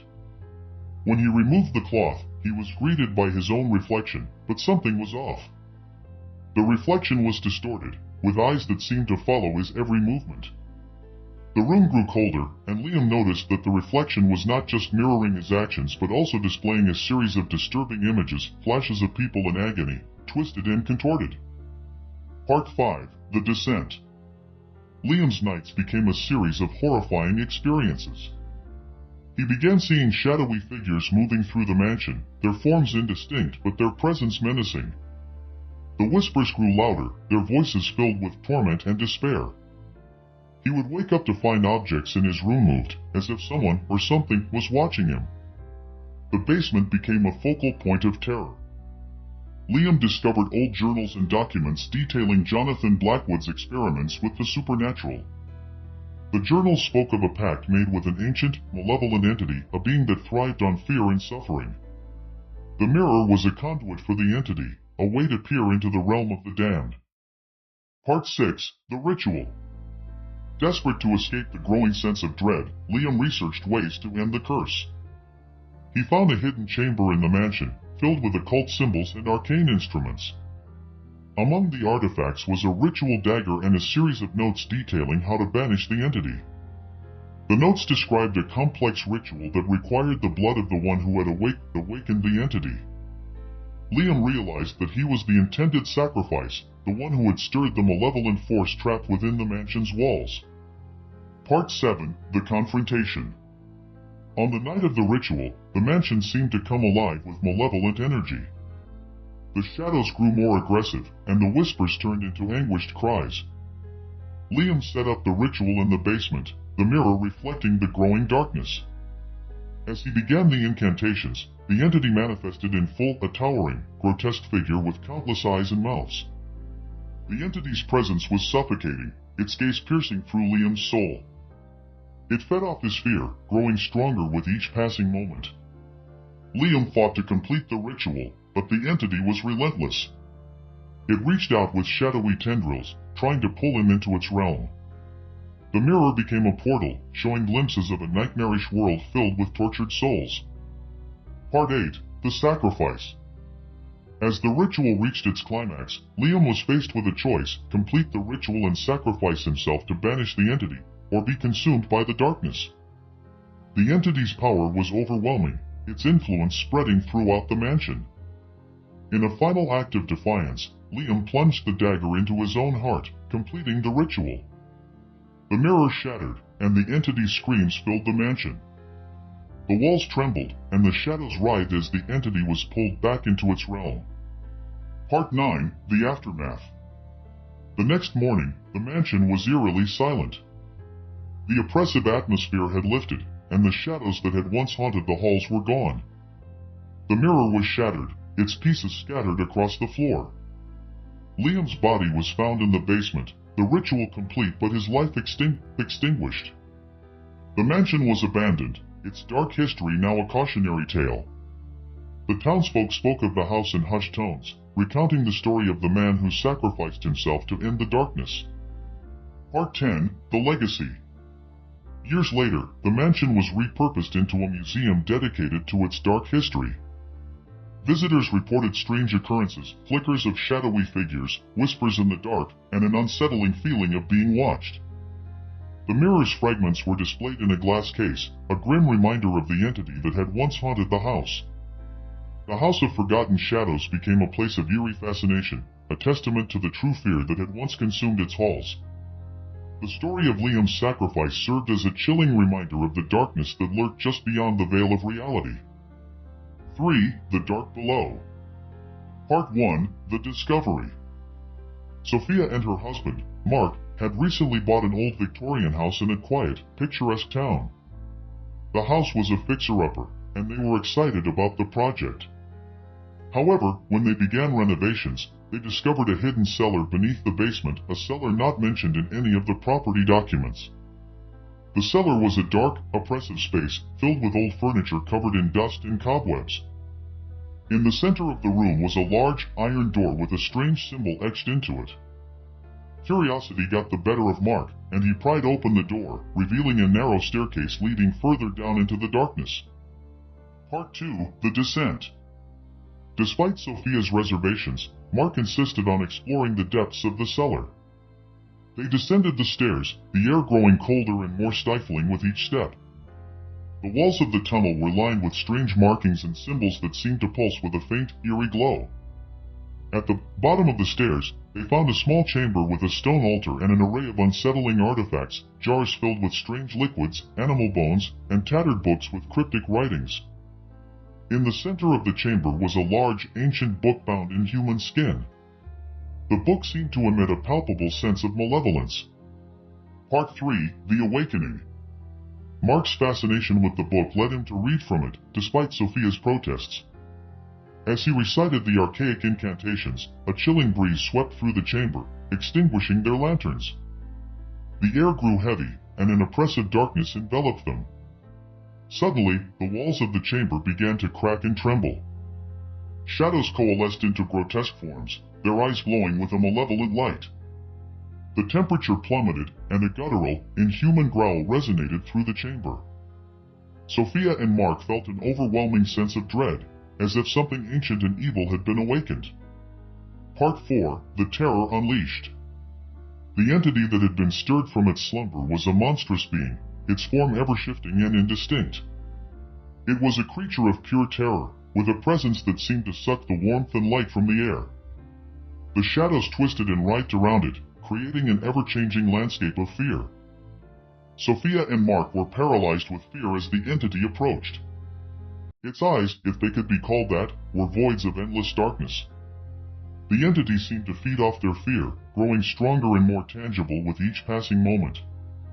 Its growls became voices, whispering their deepest anxieties and regrets. Part 5. The Escape. Desperate to escape, Sophia and Mark fled up the stairs, but the entity followed, its presence growing more oppressive and consuming. The house itself seemed to be part of the creature's influence, with walls shifting and doors slamming shut. They managed to reach the surface, but the terror was far from over. The entity's influence extended beyond the cellar. The house became a nightmarish maze, with rooms that defied logic and time.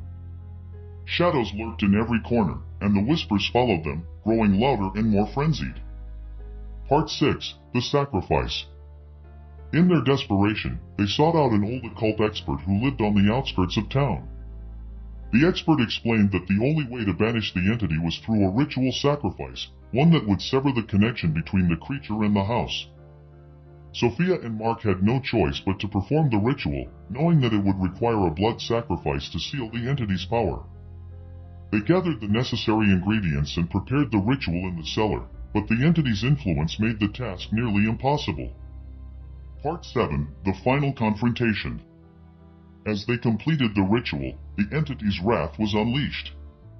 The chamber was filled with an unbearable roar, and the walls seemed to close in on them. The darkness grew denser, almost suffocating. The entity's form became a writhing mass of shadow and malice. The ritual required that one of them be sacrificed to ensure the entity's banishment. In a heart-wrenching moment, Mark chose to sacrifice himself to save Sophia. As he performed the final incantation, the entity's form writhed in agony. Mark's screams echoed through the chamber as he was consumed by the darkness.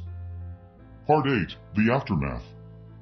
Sophia managed to complete the ritual and banish the entity back into the depths. The house fell silent, the oppressive atmosphere lifting. But the cost was great. Mark was gone, and the house bore the scars of the terror that had been unleashed. Sophia left the house, unable to bear the memories of what had transpired. The house was eventually abandoned, its dark history becoming a local legend. Those who ventured near the house reported seeing shadowy figures and hearing ghostly whispers. The cellar remained sealed, a tomb for the malevolent entity that had once been trapped within. 4. The Forgotten Asylum. Part 1. The Inheritance. When Ethan inherited the old asylum from a distant relative, he thought it would be an exciting opportunity. The asylum had been closed for decades and was notorious for its dark history and gruesome experiments. Ethan saw it as a chance to restore a piece of history and perhaps make a profit. The asylum was a sprawling, Gothic complex with tall, barred windows and an oppressive, decaying atmosphere. As Ethan explored the building, he found remnants of its grim past, rusty restraints, faded medical charts, and unsettling photographs of patients in various states of distress. Part 2. The Discovery.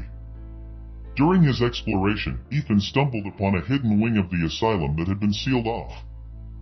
The wing was untouched, with dust-covered furniture and old files strewn about. Among the files was a journal detailing the experiments conducted by Dr. Simon Gray, a physician known for his brutal and inhumane methods.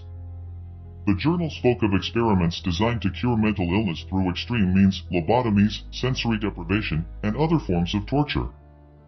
Dr. Gray had been obsessed with discovering the limits of human endurance and the nature of fear. Part 3. The First Night. That night, Ethan stayed in the asylum to familiarize himself with the layout. As darkness fell, the asylum took on an even more sinister quality. The walls seemed to whisper and groan, and the temperature dropped unnaturally. Ethan could hear distant footsteps and the sound of doors creaking open and shut.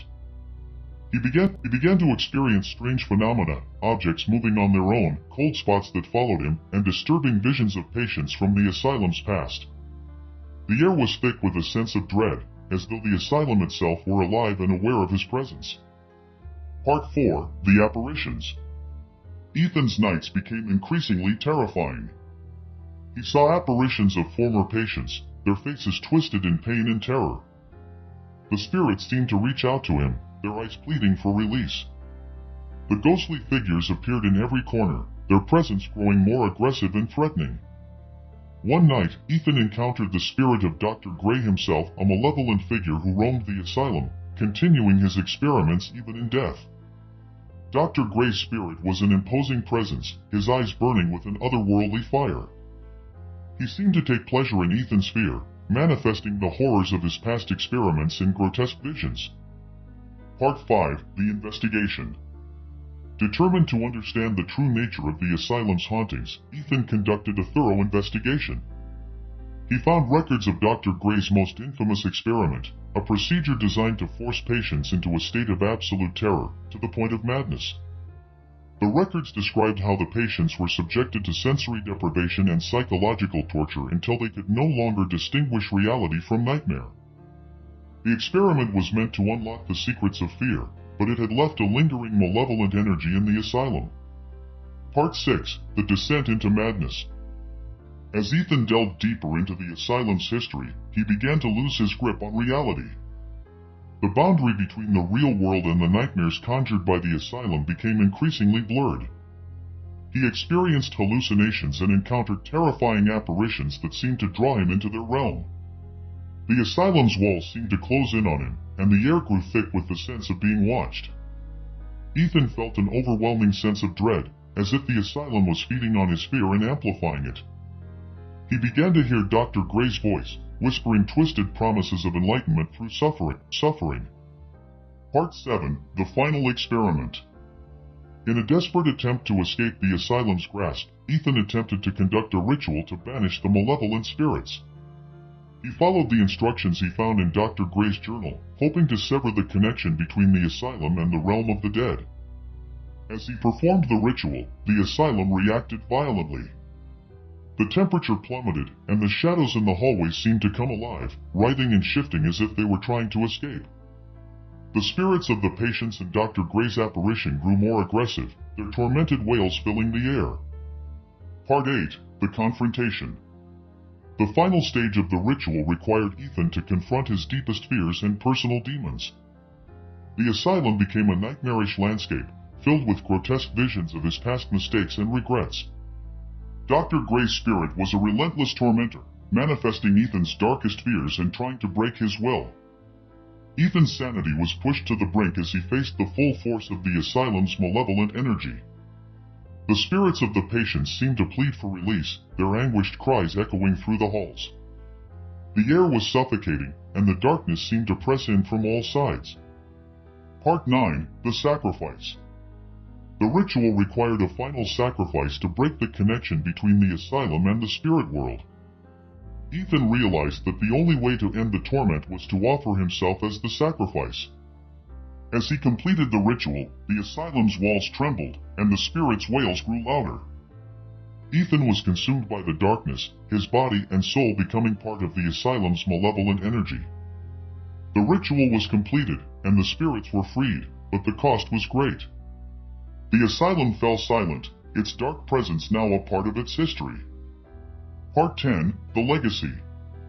The asylum was eventually abandoned, its grim history becoming a legend in the town. Visitors who dared to enter reported hearing echoes of anguished cries and seeing shadowy figures moving through the halls. The asylum stood as a monument to the horrors of its past, a place where fear and darkness had been forever etched into its walls. 5. The Smiling Man. Part 1: The Encounter. Jessica had always been a cautious person, but when she moved to a new city for work, she was determined to embrace her independence. One evening, while walking home from work, she encountered a man in a dark suit with a wide, unnervingly cheerful smile. The man was standing in the middle of the sidewalk, his smile fixed and unnatural. He didn't say a word, but his eyes followed Jessica's every move. Despite her discomfort, Jessica hurried past him, trying to shake off the feeling of being watched. Part 2: The Obsession. Over the next few days, Jessica saw the smiling man repeatedly. He would appear in unexpected places, across the street, in the park, even outside her apartment building. Each time, his smile was the same, unnervingly wide and fixed. Jessica's anxiety grew as the man's presence became more frequent. She tried to avoid going out at night, but his appearances seemed to follow her wherever she went. She confided in friends and family, but they dismissed her fears as paranoia. Part 3: The Intrusion. One night, as Jessica was getting ready for bed, she heard a knock at her door. When she opened it, there was no one there, but a small, white envelope lay on the doorstep. Inside the envelope was a single photograph of the smiling man, taken from a close distance. The photograph was unsettling, with the man's smile even more exaggerated and his eyes appearing to follow her. Along with the photograph was a note that read, "I'm always watching." Part 4: The Descent into Fear. Jessica's fear escalated as the smiling man's behavior grew increasingly erratic. He began to appear in her dreams, his smile becoming a grotesque and haunting presence. In her dreams, he would follow her through dark, twisted versions of her own home, his laughter echoing through the darkness. Her waking hours were plagued by paranoia. She would hear strange noises in her apartment, and her belongings seemed to be moved or tampered with. The smiling man's presence was a constant, suffocating terror that gnawed at her sanity. Part 5: The Revelation. Determined to understand what was happening, Jessica researched the smiling man. She found disturbing accounts of similar encounters, people who had seen the smiling man before experiencing unexplained disappearances or deaths. The accounts all described the same unnervingly cheerful smile and a sense of being watched. Jessica discovered a chilling pattern. The smiling man was often seen by individuals who were in the midst of a personal crisis or deep emotional turmoil. The entity seemed to prey on fear and vulnerability, feeding off the distress it caused. Part 6: The Confrontation. As Jessica's fear reached its peak, she decided to confront the smiling man. She waited for him outside her apartment, determined to face him and put an end to the terror. When he appeared, his smile was wider and more grotesque than ever. Jessica demanded to know what he wanted, but the smiling man only replied with a chilling laugh. He seemed to enjoy her terror, his smile growing more distorted with each passing moment. The darkness around him seemed to pulse and writhe, as if it were alive. Part 7. The Pursuit. The smiling man's presence became more aggressive. He would appear in her apartment unannounced, his smile a constant, horrifying reminder of her helplessness. Jessica felt an overwhelming sense of dread as he closed in on her, his laughter echoing through the walls. The entity's influence seemed to distort reality. Jessica found herself in a nightmarish version of her apartment, where the walls would stretch and bend, and the furniture would move on its own. The smiling man's presence was a constant, malevolent force that seemed to feed on her fear. Part 8. The Despair. Jessica's mental state deteriorated as the smiling man's terror escalated. She began to experience hallucinations, seeing his smiling face everywhere she looked.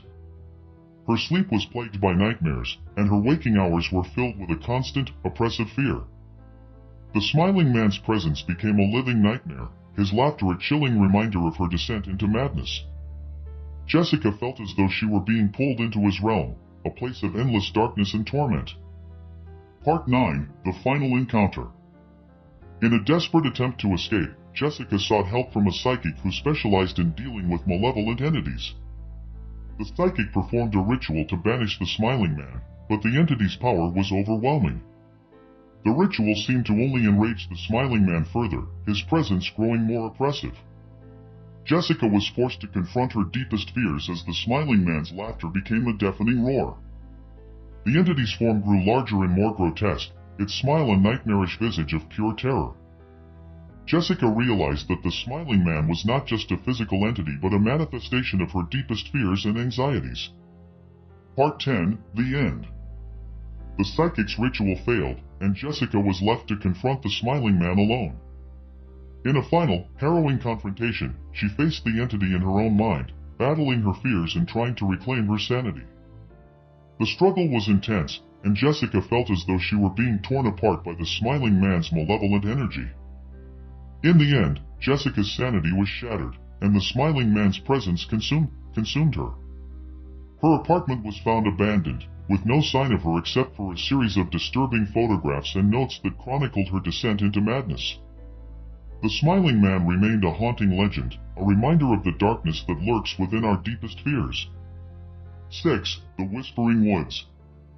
Part 1. The Journey. Alex and his friends decided to camp in the remote Whispering Woods, a place known for its eerie atmosphere and unsettling legends. The woods were dense and dark, with trees that seemed to whisper secrets on the wind. The group was eager for adventure, despite the local warnings about strange occurrences. They set up camp near a clearing, where the trees formed a natural barrier, shielding them from the outside world. As night fell, the forest came alive with strange noises, the rustling of leaves, distant howls, and unsettling whispers carried by the wind. Part 2. The Whispers. As the night progressed, the whispers grew louder and more distinct. Alex and his friends heard voices calling their names, echoing through the trees. The voices seemed to come from all directions, creating a disorienting and frightening experience. The group tried to rationalize the sounds, attributing them to wildlife or the wind. However, the whispers became more insistent, growing louder and more disturbing. They began to feel a pervasive sense of being watched, as though something malevolent was lurking in the darkness. Part 3. The First Disappearance. The first sign of something truly wrong came when one of Alex's friends, Sarah, went missing. She had wandered away from the campsite, drawn by the whispers. Despite their frantic search, there was no sign of her. The only clue was a set of strange footprints leading deeper into the woods. The group was shaken, but they decided to continue searching. The whispers seemed to grow more intense, their voices blending into a cacophony of dread. The forest itself seemed to close in on them, the trees shifting and moving as if they were alive. Part 4. The Haunting. As they searched for Sarah, the remaining friends began to experience disturbing phenomena. They saw shadowy figures flitting between the trees, and the whispers grew more frantic, as though they were urging them to leave. The darkness of the forest seemed to press in on them, creating a suffocating sense of fear. The group began to turn on each other, their nerves frayed by the constant whispers and the oppressive darkness. They started to hear their own voices echoing back to them, distorted and mocking. The forest seemed to play tricks on their minds, amplifying their fears and anxieties. Part 5. The Ritual. Desperate for answers, Alex discovered an old journal hidden in the forest floor. The journal detailed an ancient ritual performed by a group of settlers who had once lived in the area. The settlers had summoned a dark entity to protect their land, but the entity had become malevolent, preying on anyone who ventured into the woods. The journal described a ritual to appease the entity and break its hold over the forest. Alex and the remaining friends decided to perform the ritual, hoping to end the torment and find Sarah. Part 6. The Ritual Unleashed.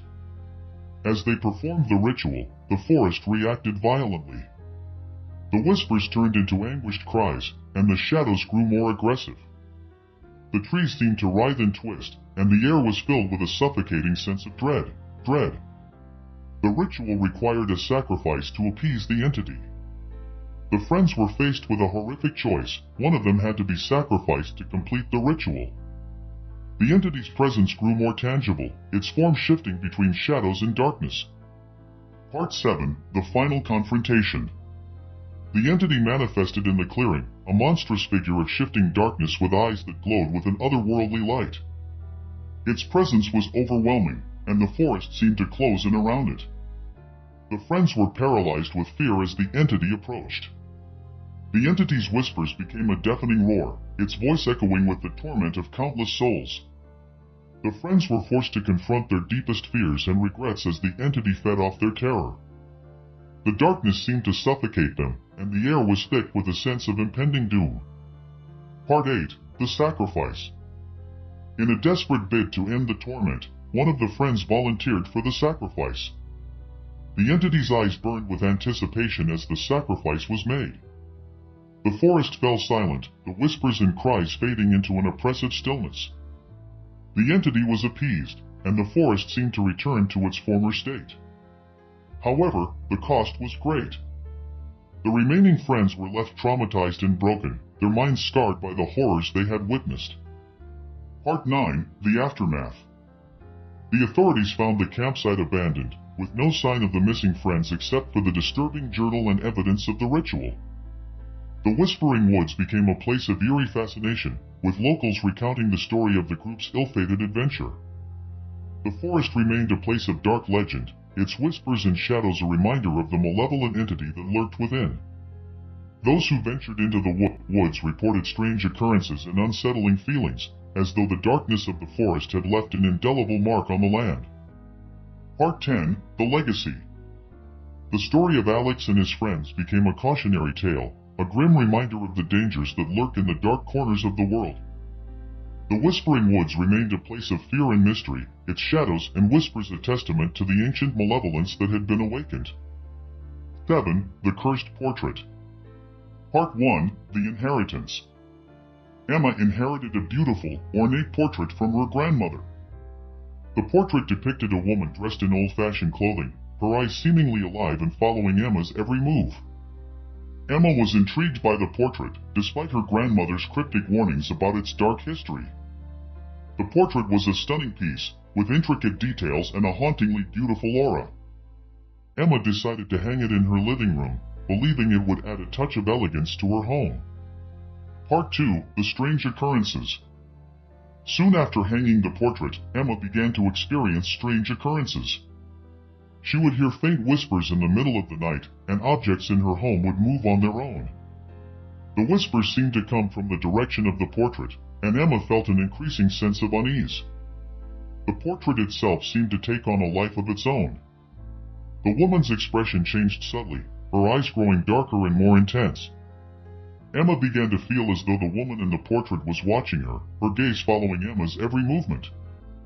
Part 3. The History Revealed. Emma's curiosity led her to research the portrait's origins.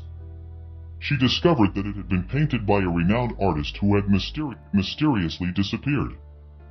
The artist's final work was a series of portraits, each depicting a person with an unsettlingly intense gaze. The research revealed that the subjects of the portraits had all met tragic and untimely ends.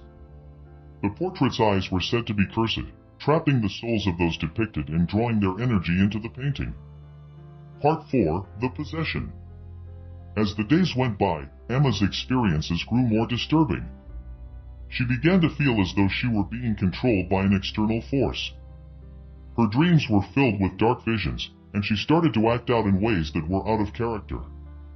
Emma's behavior became increasingly erratic. She would speak in a voice that wasn't her own and exhibit strange, violent tendencies. It was as if the spirit within the portrait was trying to take over her body and mind. Part 5. The Haunting. Emma's home became a place of constant terror. The whispers grew louder, and the portrait's eyes seemed to follow her every move. She would see shadowy figures lurking in the corners of her vision and experience chilling drafts of cold air. The portrait itself seemed to be a focal point for the haunting. Emma found herself drawn to it, unable to look away from the woman's intense gaze. The longer she stared, the more she felt as though she were being pulled into the painting, trapped in a nightmarish world of darkness and despair. Part 6. The Exorcism Attempt. Desperate to rid herself of the malevolent presence, Emma sought the help of a psychic medium who specialized in exorcisms. The medium performed a ritual to cleanse the portrait of its dark energy, but the process only seemed to aggravate the spirit within. The medium described the entity as a powerful and vengeful spirit, one that had been trapped in the painting for centuries. The exorcism was a grueling process, with the spirit resisting every attempt to expel it. The portrait's eyes seemed to burn with an otherworldly fire, and the air was filled with a suffocating sense of dread. Part 7. The Confrontation. During the exorcism, the spirit within the portrait began to manifest more aggressively. Emma experienced terrifying visions of the artist's final moments, witnessing the creation of the cursed portraits and the dark rituals performed to capture the souls of the subjects. The spirit revealed its true form, an ancient and malevolent entity with a burning hatred for the living. It sought to consume Emma's soul and escape the confines of the painting, using her body as a vessel to enter the world. Part 8. The Final Struggle. In a desperate bid to free herself from the curse, Emma attempted to destroy the portrait. She tried to burn it, but the painting resisted, its surface becoming impervious to flames. The entity within the portrait grew more powerful, its influence spreading throughout Emma's home. Emma's final struggle was a battle of wills. She confronted the spirit, using every ounce of strength and determination to resist its control. The portrait's gaze was unrelenting, and the entity's presence was suffocating. Part 9. The Sacrifice. The curse required a blood sacrifice to break the bond between the portrait and the spirit. Emma realized that she would have to make a grave sacrifice to end the torment. In a final, harrowing act, she attempted to perform a ritual to sever the connection between the portrait and the spirit. The ritual was intense and draining, with the portrait's eyes burning with a malevolent light. Emma's resolve was tested as the entity fought to maintain its hold on her. The air was filled with a sense of impending doom as she completed the ritual. Part 10. The Aftermath. The portrait was eventually destroyed, but the cost was high. Emma was left physically and mentally scarred, her experiences leaving her with a profound sense of loss and despair. The spirit was banished, but the portrait's legacy lived on in the form of unsettling memories and lingering fear. Emma's home was abandoned, and the portrait was forgotten. The legend of the cursed painting became a chilling reminder of the darkness that can be trapped within art, waiting to escape and consume those who dare to gaze upon it. 8. The Phantom Town. Part 1. The Journey. Daniel and his friends were avid explorers, always on the lookout for abandoned and mysterious locations. When they heard about a phantom town that was rumored to appear only on certain nights, they were intrigued. The town was said to be a ghostly remnant of a place lost to time, with a dark and sinister history. On a foggy autumn evening, they set out to find the phantom town. The journey took them through dense forests and desolate roads. As they approached the coordinates where the town was said to appear, the fog grew thicker and the temperature dropped. Part 2. The Arrival. As the fog began to lift, the ghostly outline of the town appeared before them. The town was eerily well preserved, with old-fashioned buildings, street lamps, and an unsettling silence. It was as though the town had been frozen in time, its inhabitants lost to an unknown fate. The group ventured into the town, their footsteps echoing through the deserted streets. The buildings were intact but seemed to be in a state of decay, with broken windows and peeling paint. The air was heavy with an oppressive sense of foreboding. Part 3: The Discoveries. As they explored the town, they found strange and unsettling details. The houses were filled with old-fashioned furniture and personal belongings, but there were no signs of life. The streets were lined with faded advertisements and strange symbols etched into the pavement. One of Daniel's friends, Lisa, found an old diary in one of the houses. The diary belonged to a young woman who had lived in the town before it disappeared. The entry spoke of increasing fears and strange occurrences, including the town's gradual descent into madness. Part 4: The Haunting. As night fell, the atmosphere in the town grew more sinister. The silence was broken by strange noises, a distant laughter, whispers carried on the wind, and the sound of footsteps that seemed to follow them. The temperature dropped, and an unnatural chill settled over the town. The group began to experience disturbing visions and hallucinations. They saw shadowy figures moving between the buildings and heard ghostly voices calling out to them. The town seemed to come alive with a malevolent presence, feeding on their fear and anxiety. Part 5: The Legend. Daniel and his friends learned more about the town's dark history. The town had once been the site of a series of horrific events, a plague that wiped out its inhabitants, a series of mysterious disappearances, and dark rituals performed by a secretive cult. The legend told of a curse placed upon the town, trapping the souls of its inhabitants in a state of eternal unrest. The town would appear only under specific conditions, serving as a ghostly reminder of its dark past. Part 6: The Descent into Madness. The group's fear escalated as the town's malevolent presence grew stronger. They began to turn on each other, their minds unraveling under the weight of the town's dark influence. The whispers grew louder, and the shadowy figures became more aggressive. The line between reality and hallucination blurred, and the group found themselves trapped in a nightmarish version of the town. The buildings seemed to shift and distort, and the streets led them in circles. The town's dark energy fed on their fears, amplifying their paranoia and dread. Part 7: The Confrontation. In a desperate attempt to escape, the group sought to confront the malevolent presence that controlled the town. They gathered in the town square, where they believed the curse was centered. The air was thick with a sense of impending doom as they prepared to confront the entity. The entity manifested as a monstrous figure, a swirling mass of darkness and shadow with glowing eyes that seemed to pierce through their souls. Its presence was overwhelming, and the air was filled with a sense of despair and hopelessness. Part 8: The Ritual. The group found an old book detailing a ritual to break the curse and free the trapped souls. The ritual required a powerful sacrifice and a deep understanding of the town's dark history. As they performed the ritual, the town's malevolent energy grew more intense, and the entity's influence became almost unbearable. The ritual was a desperate gamble, with the group's sanity hanging in the balance. The entity fought back, its form shifting and writhing as it resisted the attempt to break its hold over the town. Part 9: The Sacrifice. To complete the ritual, one of the group members had to make a sacrifice. The choice was agonizing, and the decision was made in a moment of intense fear and desperation. The sacrifice was made, and the entity's power seemed to wane as the ritual reached its climax. The town's dark energy dissipated, and the oppressive atmosphere began to lift. The ghostly figures and whispers faded away, leaving the town eerily silent. Part 10: The Escape. As dawn approached, the phantom town began to fade, disappearing into the fog. The group managed to escape, their minds and bodies exhausted from the ordeal. The town was once again lost to time, its dark history a haunting reminder of the horrors that had transpired. Daniel and his friends were left with lasting scars, both physical and emotional. The phantom town became a chilling legend, a place where darkness had once reigned supreme and where the echoes of the past continued to linger. 9. The Abandoned Amusement Park. Part 1: The Legend. The abandoned amusement park had been closed for decades, its rides and attractions left to decay. The park was rumored to be haunted, with tales of ghostly figures and strange occurrences. Despite the warnings, a group of friends decided to explore the park, drawn by the allure of its dark history. They arrived at dusk, the park's dilapidated rides casting eerie shadows in the fading light.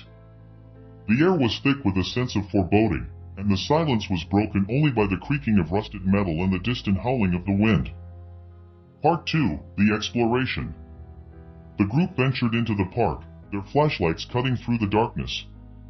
The once vibrant attractions were now overgrown with weeds and covered in layers of dust.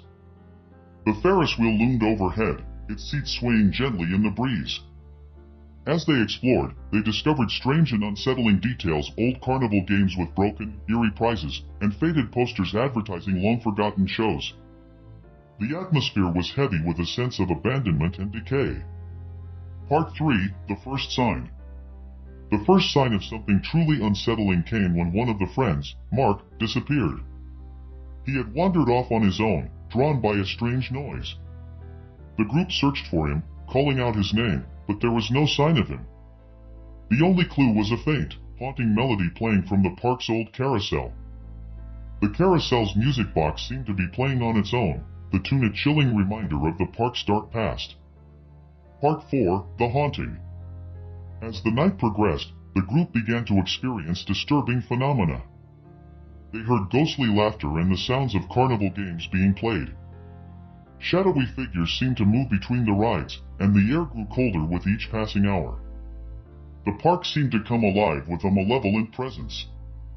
The once familiar attractions took on a nightmarish quality, and the group felt as though they were being watched by unseen eyes. Part 5. The History Revealed. In their search for Mark, the group discovered old newspaper clippings and photographs detailing the park's dark history. The park had once been the site of a series of tragic accidents and disappearances. The legend told of a malevolent spirit that haunted the park, preying on those who ventured too close. The spirit was said to be the vengeful spirit of a worker who had died in a horrific accident. The spirit's anger had cursed the park, trapping the souls of those who entered and feeding on their fear and despair. Part 6. The Descent into Terror. The group's fear escalated as the park's malevolent presence grew stronger. They began to turn on each other, their nerves frayed by the constant hauntings and the oppressive atmosphere. The park seemed to twist and distort, leading them in circles and creating a sense of disorientation. The ghostly figures became more aggressive, and the group found themselves trapped in a nightmarish version of the park. The once familiar rides and attractions became twisted and grotesque, reflecting the spirit's dark influence. Part 7. The Confrontation. In a desperate attempt to escape, the group sought to confront the malevolent spirit. They gathered in the park's central plaza, where they believed the spirit's power was strongest. The air was thick with an overwhelming sense of dread as they prepared to face the entity. The spirit manifested as a shadowy figure, its form shifting and writhing with an otherworldly malice. Its presence was suffocating, and the group felt an intense sense of despair and hopelessness. Part 8. The Ritual. The group found an old book detailing a ritual to appease the spirit and break the curse. The ritual required a deep understanding of the park's dark history and a powerful sacrifice.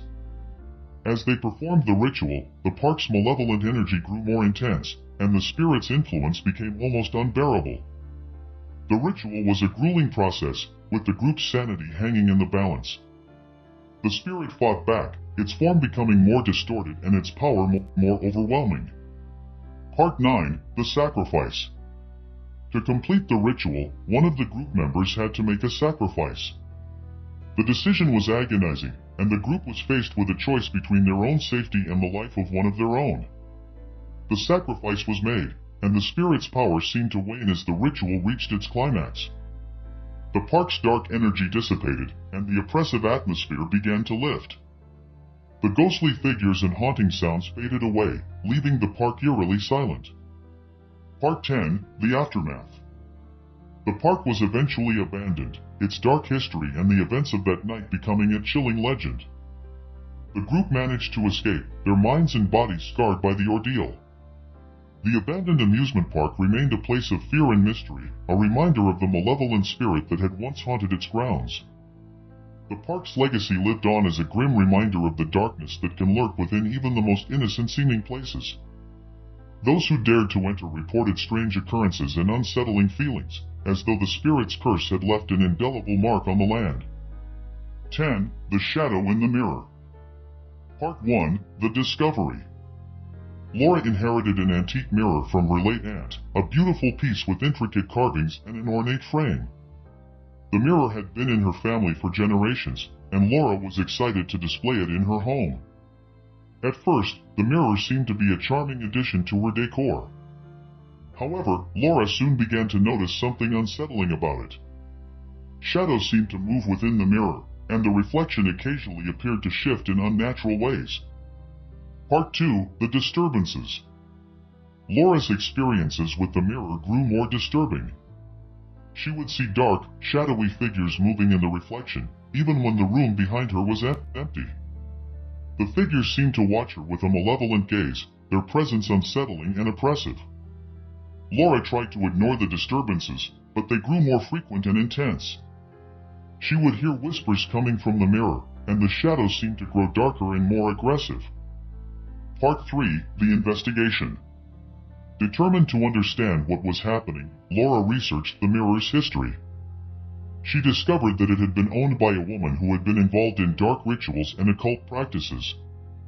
The woman had disappeared under mysterious circumstances, and the mirror had been left behind, its dark history buried in the past. The research revealed that the mirror was believed to be a conduit for malevolent spirits, a gateway through which dark entities could enter the physical world. Part 4. The Haunting. As the nights grew darker, the disturbances in the mirror became more intense.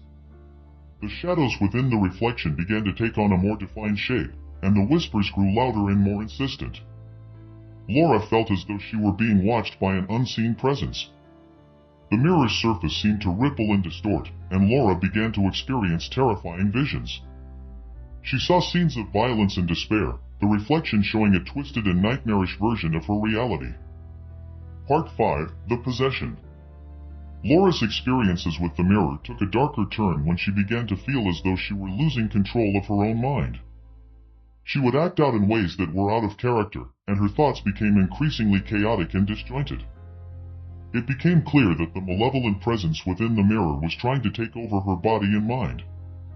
The whispers grew more demanding, and the shadows seemed to reach out from the mirror, trying to drag her into its dark depths. Part 6. The Exorcism Attempt. Desperate to rid herself of the malevolent presence, Laura sought the help of a paranormal investigator who specialized in exorcisms. The investigator performed a ritual to cleanse the mirror of its dark energy, but the process only seemed to aggravate the spirits within. The mirror's surface became increasingly agitated, and the shadows within it grew more aggressive. The investigator described the entity as a powerful and vengeful spirit, one that had been trapped within the mirror for centuries. Part 7. The Confrontation. During the exorcism, the malevolent presence within the mirror began to manifest more aggressively. Laura experienced terrifying visions of the mirror's dark past, witnessing the events that had led to the spirit's entrapment. The spirit revealed itself as a twisted and malevolent entity, a being of darkness and despair that sought to escape the confines of the mirror and enter the physical world. Part 8. The Final Struggle. In a desperate bid to free herself from the mirror's influence, Laura attempted to destroy the mirror. She tried to shatter it, but the glass seemed to resist the damage. The entity's power grew more intense, and the reflections within the mirror became increasingly nightmarish. Laura's final struggle was a battle of wills, as she fought to resist the spirit's control and break free from the mirror's dark influence. The entity's presence was suffocating, and the mirror's reflection seemed to come alive with a malevolent energy. Part 9. The Sacrifice. The exorcism required a powerful sacrifice to sever the connection between the mirror and the spirit. Laura realized that she would have to make a grave sacrifice to end the torment. In a final, harrowing act, she performed a ritual to banish the spirit from the mirror. The ritual was intense and draining, with the mirror's surface burning with an otherworldly light. Laura's resolve was tested as the entity fought to maintain its hold over her. Part 10. The Aftermath. The mirror was eventually destroyed, but the cost was high. Laura was left physically and mentally scarred, her experiences leaving her with a profound sense of loss and despair. The spirit was banished, but the mirror's legacy lived on in the form of unsettling memories and lingering fear. Laura's home was abandoned, and the mirror was forgotten. The legend of the cursed reflection became a chilling reminder of the darkness that can be trapped within even the most beautiful objects, waiting to escape and consume those who dare to gaze upon it. 1. The Forgotten Asylum. Part 1. The Invitation. A documentary crew, led by producer Mark Reynolds and director Laura Hayes, receives an invitation to investigate the long-abandoned Ravenscroft Asylum. The asylum had been closed for over 50 years after a series of tragic incidents, including allegations of unethical experiments and mysterious disappearances. Intrigued by the asylum's dark history, the crew sets out to uncover the truth, unaware of the horrors awaiting them. Part 2. The Arrival. As the crew arrives at Ravenscroft Asylum, the imposing structure looms against the twilight sky. The building, covered in ivy and decay, exudes a sense of foreboding. They set up their equipment and begin their investigation, documenting the eerie atmosphere of the asylum. The air is heavy with silence, interrupted only by the creaks and groans of the dilapidated building. Part 3. The Disturbing Discoveries. The crew discovers disturbing evidence of past experiments, rusted surgical tools, old medical records, and locked rooms with strange symbols. They find a hidden laboratory with remnants of crude procedures that hint at inhumane practices. As they delve deeper, they experience unsettling phenomena: cold spots, disembodied whispers, and sudden drops in temperature. Part 4. The Unseen Presence. Strange occurrences intensify as night falls. The crew hears footsteps echoing through empty halls and sees shadowy figures darting at the edge of their vision. Equipment malfunctions, and the crew starts to feel an oppressive presence that seems to follow them wherever they go. One of the crew members, Sarah, becomes particularly affected, claiming to see ghostly apparitions. Part 5. The Dark History. Mark and Laura uncover old records detailing the asylum's dark history.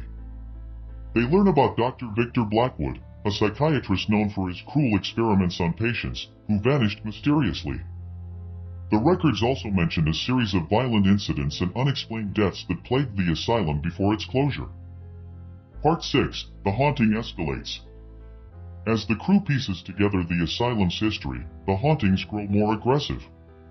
Doors slam shut on their own, and they hear anguished cries and frantic whispers.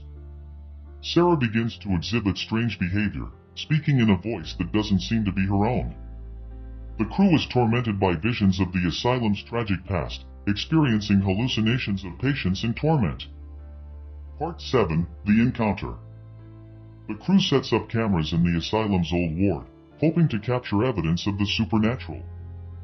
During a live broadcast, a shadowy figure manifests, revealing itself to be Dr. Blackwood's vengeful spirit.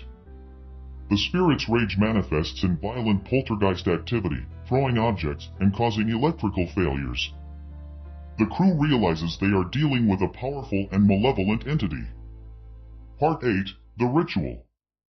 Desperate to end the hauntings, Laura researches old occult texts and discovers a ritual meant to appease restless spirits.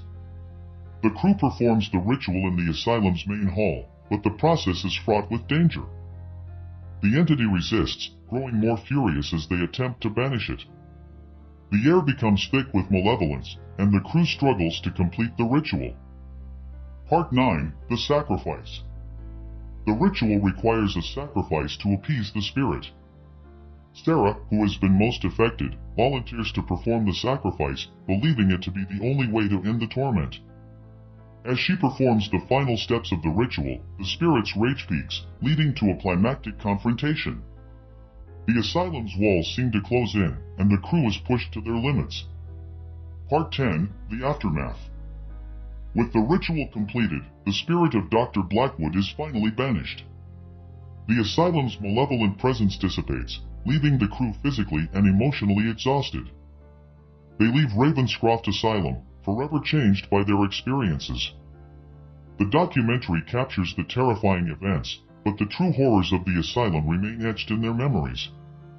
2. The Unseen Visitor. Part 1. The Move-In.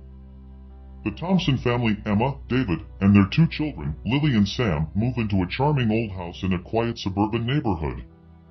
The house, though a bit worn, has a welcoming atmosphere, and the family is excited to start their new life. However, they soon notice strange occurrences, such as objects moving on their own and unexplained noises. Part 2. The First Signs. Emma hears whispers at night and sees fleeting shadows in the corners of her vision. David dismisses her concerns, attributing the disturbances to the house settling. Lily and Sam both begin to have nightmares about a dark figure lurking in the house. The family's initial excitement turns into unease as the strange occurrences escalate. Part 3. The History Unveiled. Emma discovers old newspapers in the attic that reveal the house's dark history. The previous owner, a reclusive woman named Margaret Holloway, was rumored to be involved in occult practices. Margaret's sudden and mysterious death was attributed to a ritual gone wrong, and local legends speak of her spirit haunting the house. Part 4. The haunting intensifies. The disturbances grow more intense. The family experiences cold spots, the lights flicker uncontrollably, and the whispers become more distinct. Emma sees the dark figure more clearly, an unsettling presence with hollow eyes and an aura of despair. The family begins to feel a sense of dread that permeates every corner of the house. Part 5. The Encounter. One night, Lily and Sam are awoken by a chilling presence in their room. They see the dark figure clearly, Margaret Holloway's vengeful spirit. The spirit seems to be searching for something and emits a feeling of profound sorrow and anger. Emma and David, alarmed by their children's terror, begin to investigate further. Part 6. The Research. Emma and David research Margaret Holloway and discover that she had been attempting to summon a powerful entity. The ritual she performed had gone horribly wrong, resulting in her spirit being trapped in the house, forever tormented by her failed attempt. The family learns that Margaret's spirit is seeking something she lost during the ritual. Part 7. The Descent into Fear. As the spirit's presence grows stronger, the family's fear escalates. They experience nightmarish visions and unexplainable phenomena. The house seems to come alive with the spirit's anger, and the family's relationships become strained as they struggle to cope with the terror. Part 8. The Confrontation. The Thompsons attempt to confront the spirit, seeking to understand what it wants. They hold a seance to communicate with Margaret's spirit, hoping to provide closure. The seance reveals that the spirit is trapped and desperate to complete her unfinished ritual, which has bound her to the house. Part 9. The Ritual. Emma and David attempt to perform a counter-ritual to free Margaret's spirit.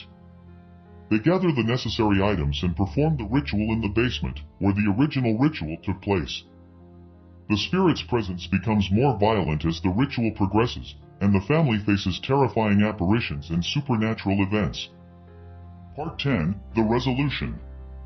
The counter-ritual successfully appeases Margaret's spirit, allowing her to find peace. The house's malevolent atmosphere lifts, and the Thompsons are finally able to live in peace. They leave the house with a profound respect for the supernatural and a new understanding of the power of unresolved spirits. 3. The Disappearing Village. Part 1. The Legend of Blackwood.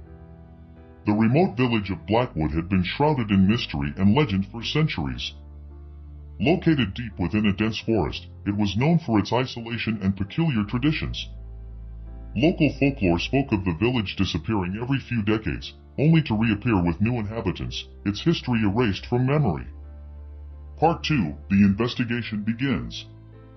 A team of investigators, led by historian Dr. Emily Carter and paranormal researcher Jake Sullivan, decides to uncover the truth behind the legend. They gather old maps, historical records, and local testimonies, piecing together clues about the village's enigmatic past. They set out to find Blackwood, equipped with modern technology and a sense of determination. Part 3. The Discovery. After weeks of searching, the team finally locates Blackwood.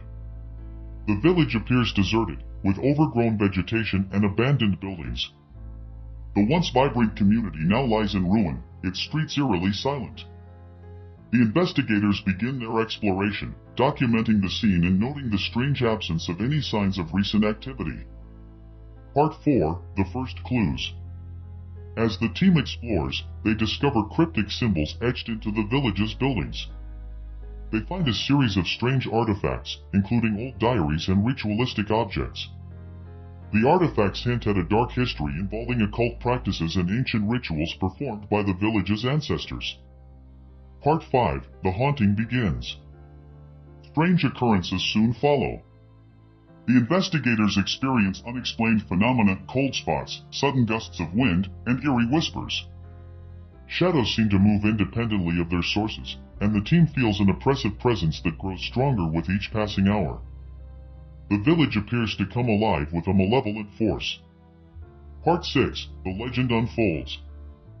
Through further research, Dr. Carter uncovers the village's dark history.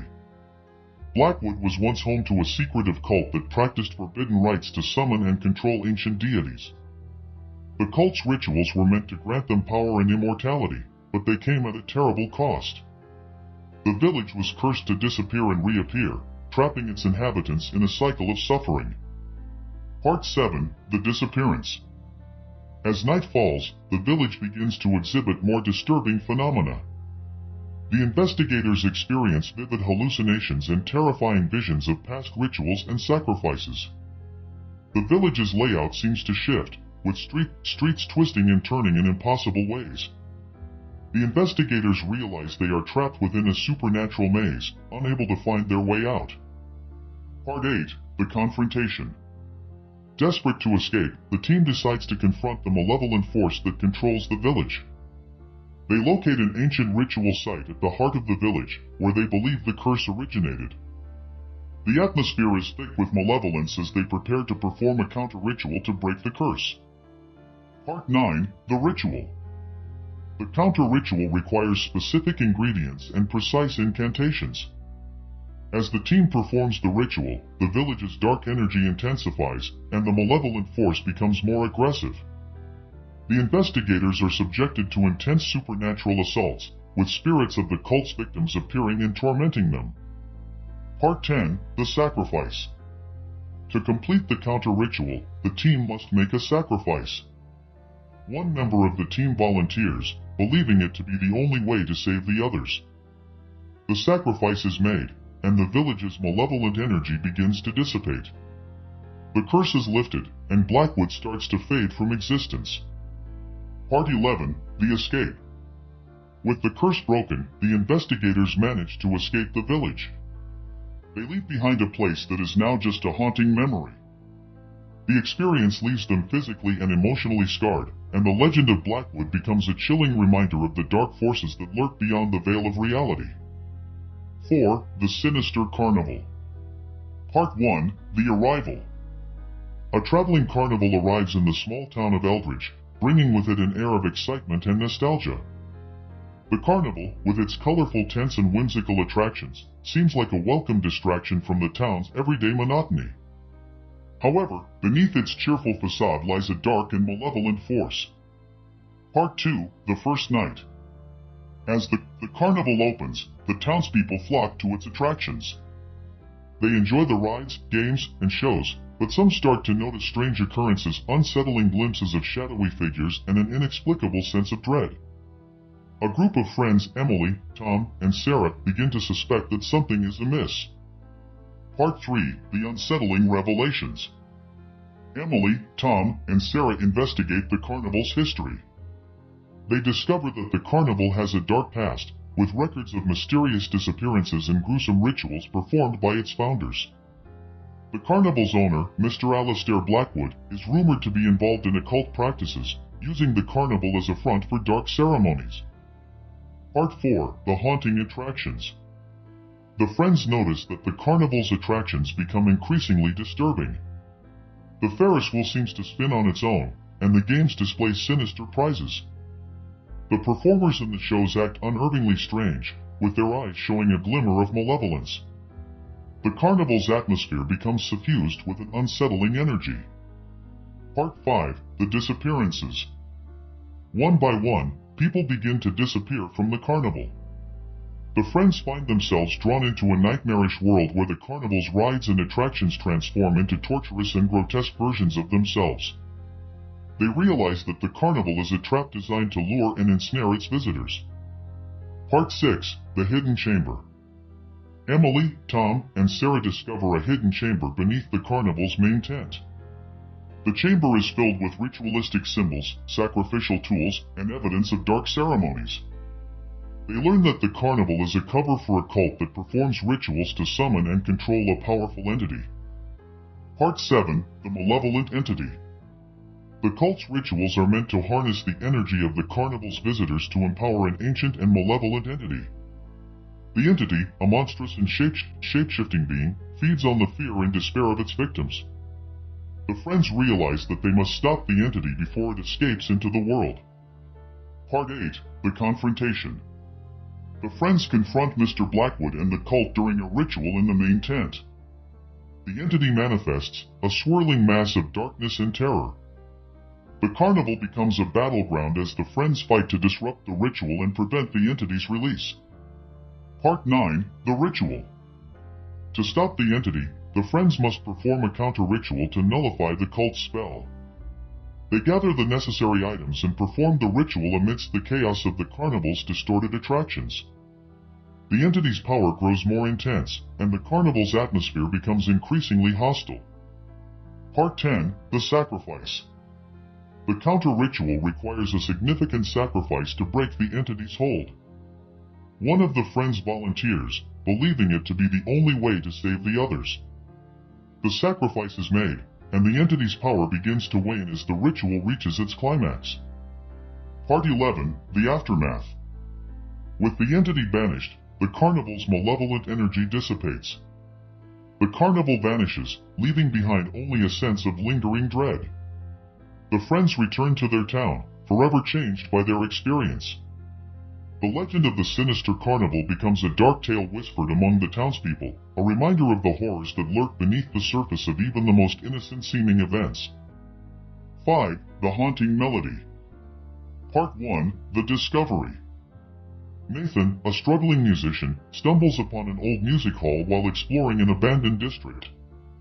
Inside, he finds an ancient piano with a hauntingly beautiful melody inscribed on its sheet music. Intrigued, he decides to restore the piano and play the melody, unaware of the dark history attached to it. Part 2. The Restoration.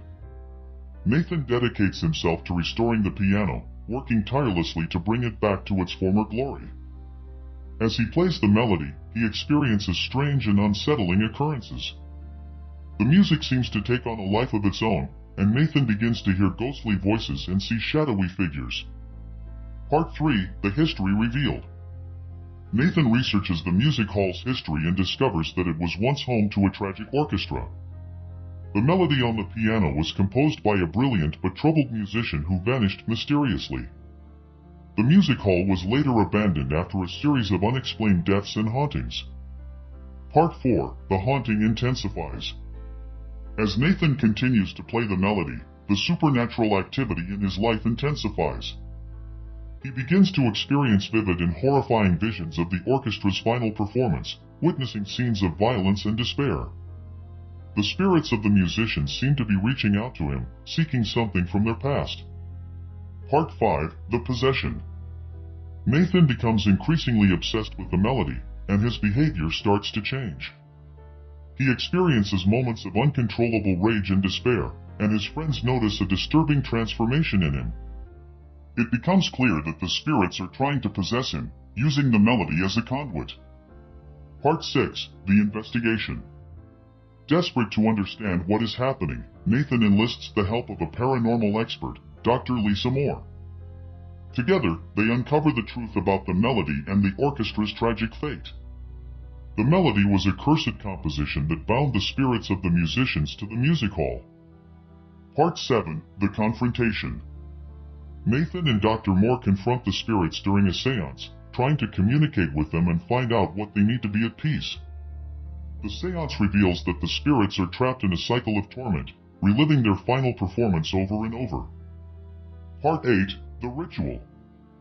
To release the spirits, Nathan and Dr. Moore perform a ritual to break the curse associated with the melody.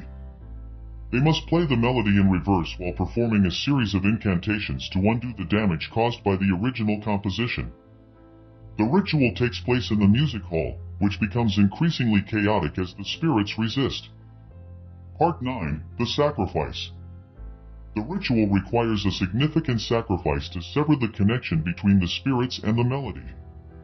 Nathan, deeply affected by the spirits, decides to make the ultimate sacrifice. He plays the melody one last time, channeling his own energy to break the curse and set the spirits free. Part 10. The Resolution.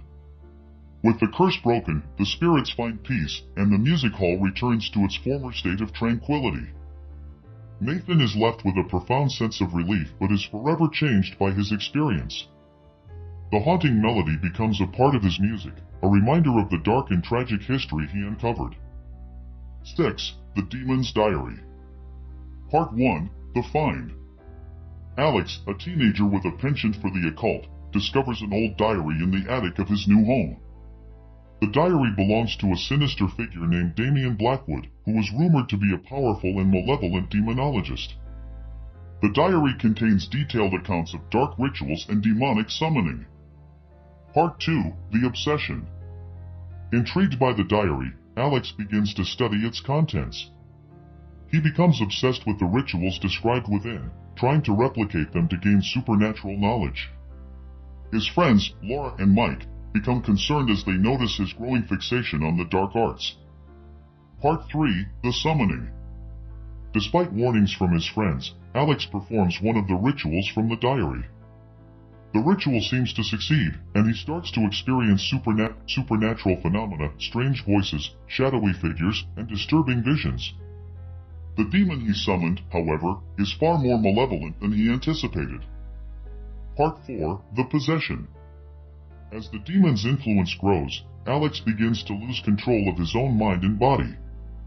He experiences violent mood swings, and his actions become increasingly erratic. Laura and Mike notice the changes in him and realize that the demon is attempting to possess him completely. Part 5. The Investigation. Laura and Mike investigate the history of Damian Blackwood and the rituals described in the diary. They learn that the demon Alex summoned is an ancient and powerful entity bound by the diary's author.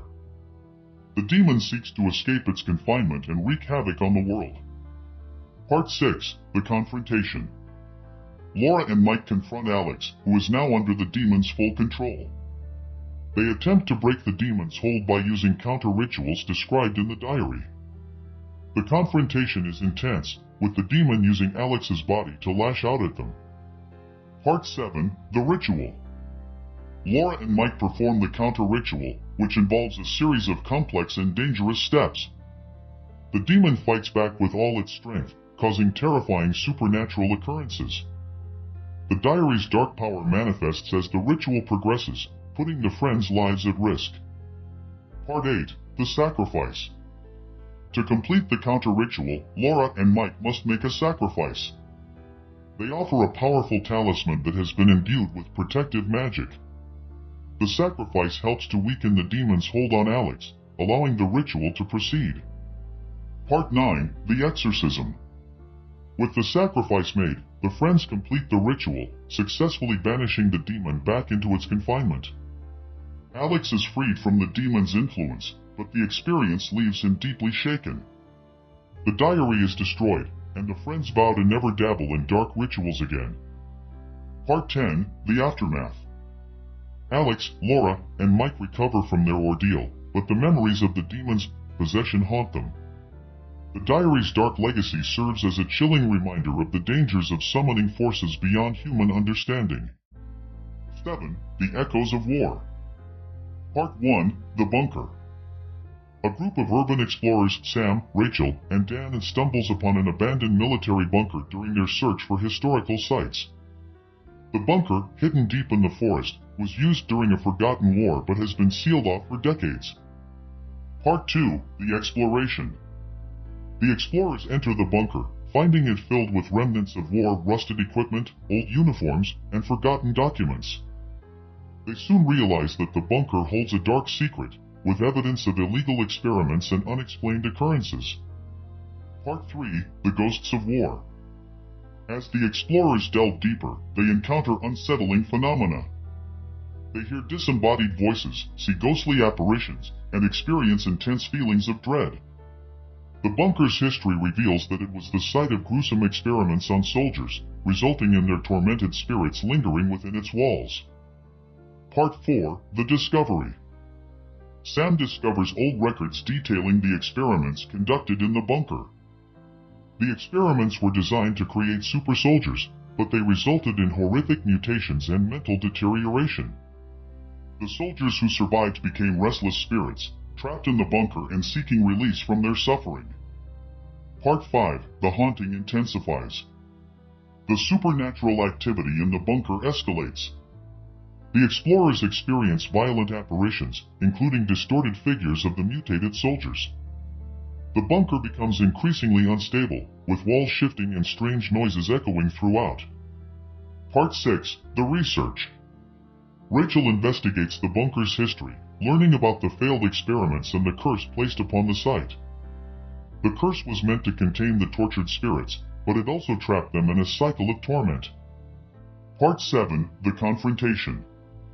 The explorers confront the spirits during a harrowing encounter in the bunker's central chamber.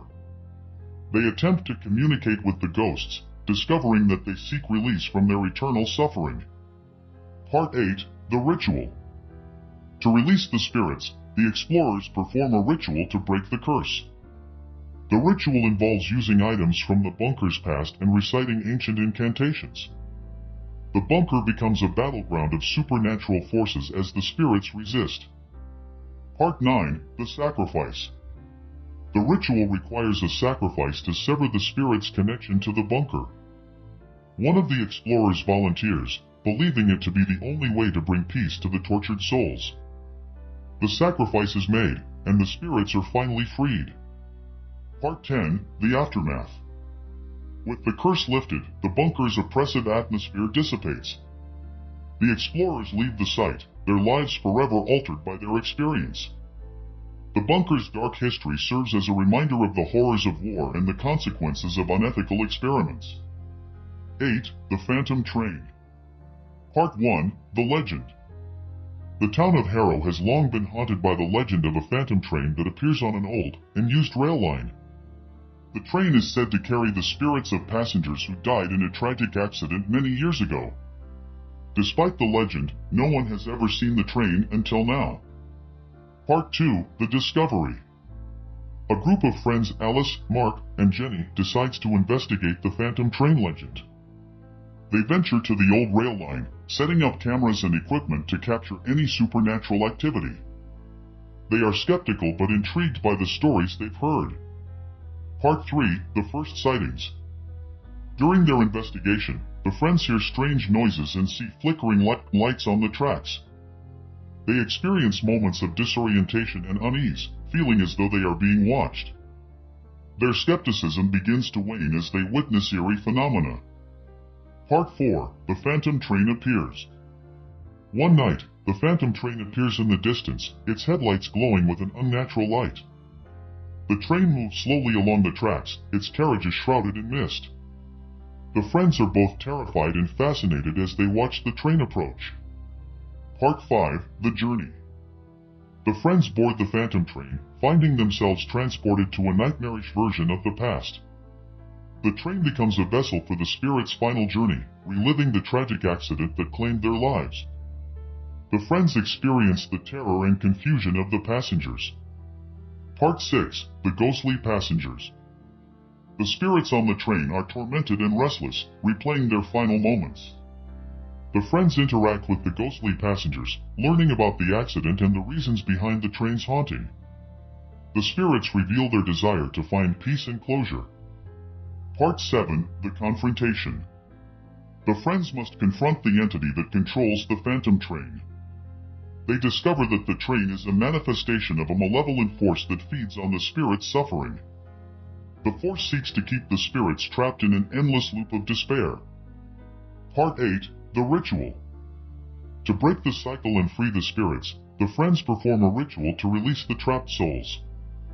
The ritual involves using artifacts from the accident and reciting incantations to break the bond between the phantom train and the spirits. The train's atmosphere becomes increasingly hostile as they perform the ritual. Part 9. The Sacrifice. The ritual requires a significant sacrifice to sever the connection between the phantom train and the spirits. One of the friends offers themselves as a sacrifice, channeling their own energy to complete the ritual. The sacrifice helps to break the cycle of torment and release the spirits. Part 10. The Resolution. With the ritual completed, the phantom train vanishes, and the spirits find peace. The friends return to their town, forever changed by their experience. The legend of the phantom train becomes a chilling reminder of the supernatural forces that can linger long after an event has passed. 9. The House on Hollow Hill. Part 1. The Purchase. Sarah and Michael buy an old, dilapidated mansion on Hollow Hill, hoping to restore it and turn it into their dream home. The mansion's history is shrouded in rumors of hauntings and tragedies, but they dismiss these as mere superstition. Part 2. The Restoration. As they begin the restoration, strange occurrences start to happen. Objects move on their own, and unsettling noises echo through the halls. Sarah and Michael initially attribute these events to the house's age and their own fatigue. Part 3. The Dark History. Sarah delves into the mansion's history and uncovers a series of tragic events. The house was once owned by a wealthy family who suffered a series of gruesome deaths. The family's ghosts are said to haunt the mansion, seeking revenge for their untimely deaths. Part 4. The Haunting Intensifies. The supernatural activity escalates, with the ghosts becoming more aggressive. Sarah and Michael experience terrifying visions and physical attacks from the spirits. The mansion's atmosphere becomes oppressive, and they feel an overwhelming sense of dread. Part 5. The Investigation. Sarah and Michael hire a paranormal investigator, Dr. Jameson, to help them understand the spirit's presence. Dr. Jameson discovers that the ghosts are bound to the mansion due to a powerful curse placed on the family by a vengeful servant. Part 6. The Curse. The curse was meant to ensure the family's eternal suffering. The spirits are trapped in a cycle of violence and torment, unable to move on. Dr. Jameson explains that breaking the curse will require a ritual to undo the damage caused by the servant's spell. Part 7. The Confrontation. The ritual to break the curse is fraught with danger. The ghosts become more violent as the ritual progresses, attempting to prevent the spirits from finding peace. Sarah and Michael must confront the malevolent force behind the curse. Part 8. The Ritual. The counter-ritual involves using ancient artifacts and performing specific incantations to nullify the curse. The mansion becomes a battleground of supernatural forces, with the spirits fighting back against the ritual's effects. Part 9. The Sacrifice. The ritual requires a sacrifice to complete. Sarah and Michael must offer a personal item of great sentimental value to break the curse. The sacrifice is made, and the mansion's malevolent energy begins to dissipate. Part 10. The Aftermath. With the curse broken, the ghosts are finally able to move on. The mansion's atmosphere returns to normal, and Sarah and Michael are left with a sense of relief and closure. The house on Hollow Hill becomes a symbol of the power of redemption and the strength of the human spirit. 10. The Last Broadcast. Part 1. The Radio Station. An old, abandoned radio station becomes the focus of a group of amateur radio enthusiasts. They decide to restore the station and broadcast a special program to celebrate its history. The station's previous owner, a reclusive and mysterious figure, had vanished under strange circumstances. Part 2. The First Broadcast.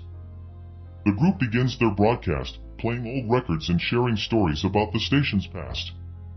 As they delve deeper into the station's history, they encounter strange interference and unexplained phenomena. The broadcast seemed to attract a dark and malevolent presence. Part 3. The Unsettling Discoveries. The group discovers recordings of disturbing and cryptic messages left by the station's previous owner. The messages hint at a dark secret involving a series of unexplained deaths and disappearances linked to the station. The previous owner had been investigating these phenomena before vanishing. Part 4: The Haunting. As the broadcasts continue, the group experiences increasingly terrifying supernatural occurrences. They hear ghostly voices, see shadowy figures, and experience strange equipment malfunctions. The station's atmosphere becomes filled with a sense of impending doom. Part 5: The Investigation. The group investigates the station's history and learns about a series of tragic events connected to its broadcasts. The station had been used as a tool for dark rituals and experiments that left a lingering malevolent presence. Part 6: The Confrontation. The group confronts the malevolent force that has been awakened by their broadcasts. They realize that the force is connected to the previous owner's disappearance and the dark rituals conducted at the station. The force seeks to claim new victims and continue its sinister work. Part 7: The Ritual. To end the malevolent presence, the group performs a ritual to undo the damage caused by the previous owner's experiments. The ritual requires specific items and incantations to cleanse the station of its dark energy. The station becomes a battleground of supernatural forces as they perform the ritual. Part 8: The Sacrifice. The ritual requires a significant sacrifice to break the malevolent force's hold. One of the group members volunteers, offering themselves as a conduit to complete the ritual. The sacrifice is made, and the station's dark energy begins to dissipate. Part 9: The Final Broadcast.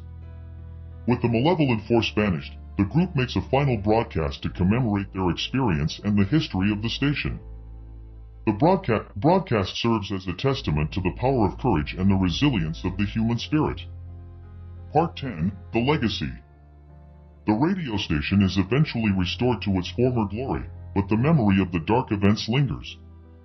The group's experience becomes a cautionary tale about the dangers of uncovering dark secrets and the importance of facing one's fears. The Abyssal Echoes. Part 1: The Arrival. In the small, isolated town of Thornhaven, whispers of a haunted house have persisted for generations. The sprawling mansion, known as Ravensmoor, sits on the edge of a dark forest, its once grand facade now crumbling and overgrown. The house has remained empty for decades, a source of morbid fascination for the townspeople. When journalist Clara Sullivan arrives in Thornhaven, she is intrigued by the tales surrounding Ravensmoor. Clara is known for her investigative reporting, and she is drawn to the mansion by rumors of a dark secret linked to a series of mysterious disappearances in the area. She decides to spend a month in Thornhaven to uncover the truth. Part 2: The Investigation begins. Clara settles into a small, quaint inn run by the enigmatic Mrs. Blackwood, who seems to know more than she lets on about Ravensmoor. The townspeople are wary of Clara's presence, their conversations turning hushed when she mentions the mansion. Despite their reluctance, Clara is determined to investigate. Her initial explorations reveal the mansion's eerie atmosphere. The air is thick with a palpable sense of dread, and strange occurrences such as whispers in the dark and flickering lights begin to unsettle her. Clara finds old newspaper clippings about Ravensmoor, detailing bizarre events and the disappearance of several families who once lived there. Part 3: The History of Ravensmoor. Clara's research uncovers the mansion's grim history. Ravensmoor was built in the 1800s by the wealthy Ravenscroft family, known for their opulent lifestyle and eccentric behavior. The mansion was the site of lavish parties, but it was also rumored to host occult gatherings. The Ravenscrofts vanished mysteriously, leaving behind only rumors of dark rituals and a curse that has plagued the house ever since. As Clara delves deeper, she discovers that the Ravenscrofts were involved in a series of arcane experiments intended to communicate with otherworldly entities.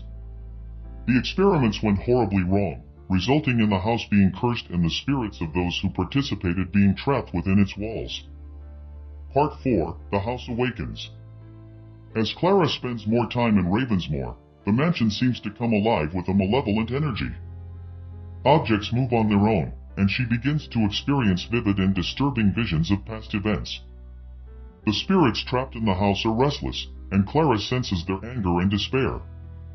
One night, Clara finds a hidden room in the mansion's basement, filled with ritualistic symbols and old tomes. Among the artifacts, she discovers a journal belonging to a Ravenscroft family member, detailing the rituals performed and the entities they sought to summon. The journal speaks of a dark presence that was inadvertently released and now controls the mansion. Part 5. The haunting intensifies. The supernatural activity escalates. Clara is subjected to nightmarish experiences, apparitions of tormented souls, ghostly figures moving through the halls, and a constant feeling of being watched. The mansion's layout seems to change, with hallways elongating and doors leading to impossible locations. Clara's sleep is plagued by terrifying dreams of the Ravenscroft family's final moments, filled with screams and dark rituals. The mansion seems to feed on her fear, growing more hostile with each passing day. She starts to doubt her own sanity as reality blurs with the horrifying visions she experiences. Part 6. The Uncovering of the Curse. Determined to break the curse, Clara seeks the help of a local historian, Dr. Evelyn Hart. Dr. Hart has spent years researching Ravensmoor and reveals that the curse is bound to a powerful and malevolent entity, an ancient demon that was summoned by the Ravenscroft's rituals. The demon has been feeding off the fear and suffering of the mansion's inhabitants, growing stronger with each passing year. Dr. Hart provides Clara with a series of old texts and ritualistic instructions. To lift the curse, they must perform a counter-ritual to banish the demon and free the trapped souls. The ritual requires rare ingredients and precise incantations, as well as a personal sacrifice. Part 7. The Ritual Preparation. Clara and Dr. Hart gather the necessary ingredients and prepare for the ritual. The mansion's atmosphere grows increasingly oppressive, with the demon's presence becoming more pronounced. They experience violent supernatural attacks and disturbing manifestations as they prepare the ritual site. The ritual must be performed in the heart of the mansion, where the demon's power is strongest. Clara and Dr. Hart set up a protective circle and begin to perform the incantations, but the demon fights back with all its might. The mansion becomes a battleground, with the demon using all its power to thwart their efforts. Part 8. The Confrontation. As the ritual progresses, the mansion's walls seem to close in, and the spirits of the Ravenscroft family become more agitated. The demon manifests in its true form, a nightmarish amalgamation of shadow and terror. It attacks Clara and Dr. Hart, using its powers to manipulate the environment and create illusions of their deepest fears. The confrontation reaches its climax as Clara and Dr. Hart battle the demon's influence while trying to complete the ritual. The demon's rage and power are overwhelming, and the mansion's supernatural forces lash out at them. Clara must face her own fears and personal demons to succeed. Part 9. The Sacrifice. The ritual requires a significant sacrifice to sever the demon's connection to the mansion. Clara realizes that one of them must offer themselves to complete the ritual. In a heart-wrenching decision, Clara volunteers, understanding that her sacrifice is the only way to break the curse and free the trapped souls. As Clara performs the final steps of the ritual, she channels her own life force to strengthen the incantations. The demon's power wanes, and the mansion begins to shake violently as the curse is lifted. Clara's sacrifice helps to banish the demon and release the spirits from their torment. Part 10. The Aftermath. With the curse broken, Ravensmoor's malevolent energy dissipates. The mansion falls silent, and the oppressive atmosphere lifts. The spirits of the Ravenscroft family are freed, and the mansion begins to decay naturally, its dark presence no longer influencing its surroundings. Dr. Hart and Clara's sacrifice becomes a poignant memory in Thornhaven. Clara's bravery is remembered, and the town slowly returns to a sense of normalcy. The story of Ravensmoor serves as a chilling reminder of the dangers of dabbling in the occult and the power of true courage in the face of unimaginable horror. Epilogue. The echoes remain. Though the curse is lifted, the echoes of Ravensmoor's dark history remain. The mansion's story becomes a local legend, a haunting reminder of the terror that once lurked within its walls. Clara's experience leaves a lasting impact, and her tale becomes a cautionary story shared among those who seek to understand the true nature of fear and the supernatural. Title: The Veil of Shadows. Part 1. The Arrival. In the remote village of Hollow's End, nestled deep within an ancient forest, stands the abandoned Whitaker estate. The estate has been uninhabited for over a century and is surrounded by local legends of its cursed history. Despite the tales, the estate remains a point of fascination for those intrigued by the supernatural. Journalist Laura Winters arrives in Hollow's End with the intent of uncovering the truth behind the estate's grim reputation. Laura has a reputation for exposing hidden truths, and she is driven by a personal loss. Her sister, Emily, vanished under mysterious circumstances, and Laura believes the estate may hold the key to finding her. Part 2. The exploration begins. Laura rents a small cottage in the village and begins her investigation. The villagers are secretive and hesitant to speak about the Whitaker estate, fueling Laura's determination to uncover its secrets. As Laura explores the estate, she is struck by its sheer desolation and decay. The once grand mansion is now a labyrinth of rotting wood and crumbling stone. During her initial exploration, Laura discovers disturbing artifacts, old photographs of a family with twisted expressions, cryptic symbols carved into the walls, and a locked door in the mansion's basement. Each discovery deepens the sense of dread that permeates the estate. Part 3. The First Signs. As Laura spends more time in the estate, she begins to experience unsettling phenomena. Shadows move of their own accord, and whispers echo through the empty halls. She captures strange anomalies on her camera, including ghostly figures and orbs of light. The estate's oppressive atmosphere seems to feed on her fear. Laura finds a diary belonging to a member of the Whitaker family. The diary details the family's involvement in occult practices and their descent into madness. The entries speak of an entity known as the Shadow King, a malevolent force that was summoned through dark rituals performed in the estate. Part 4. The haunting intensifies. The supernatural activity escalates.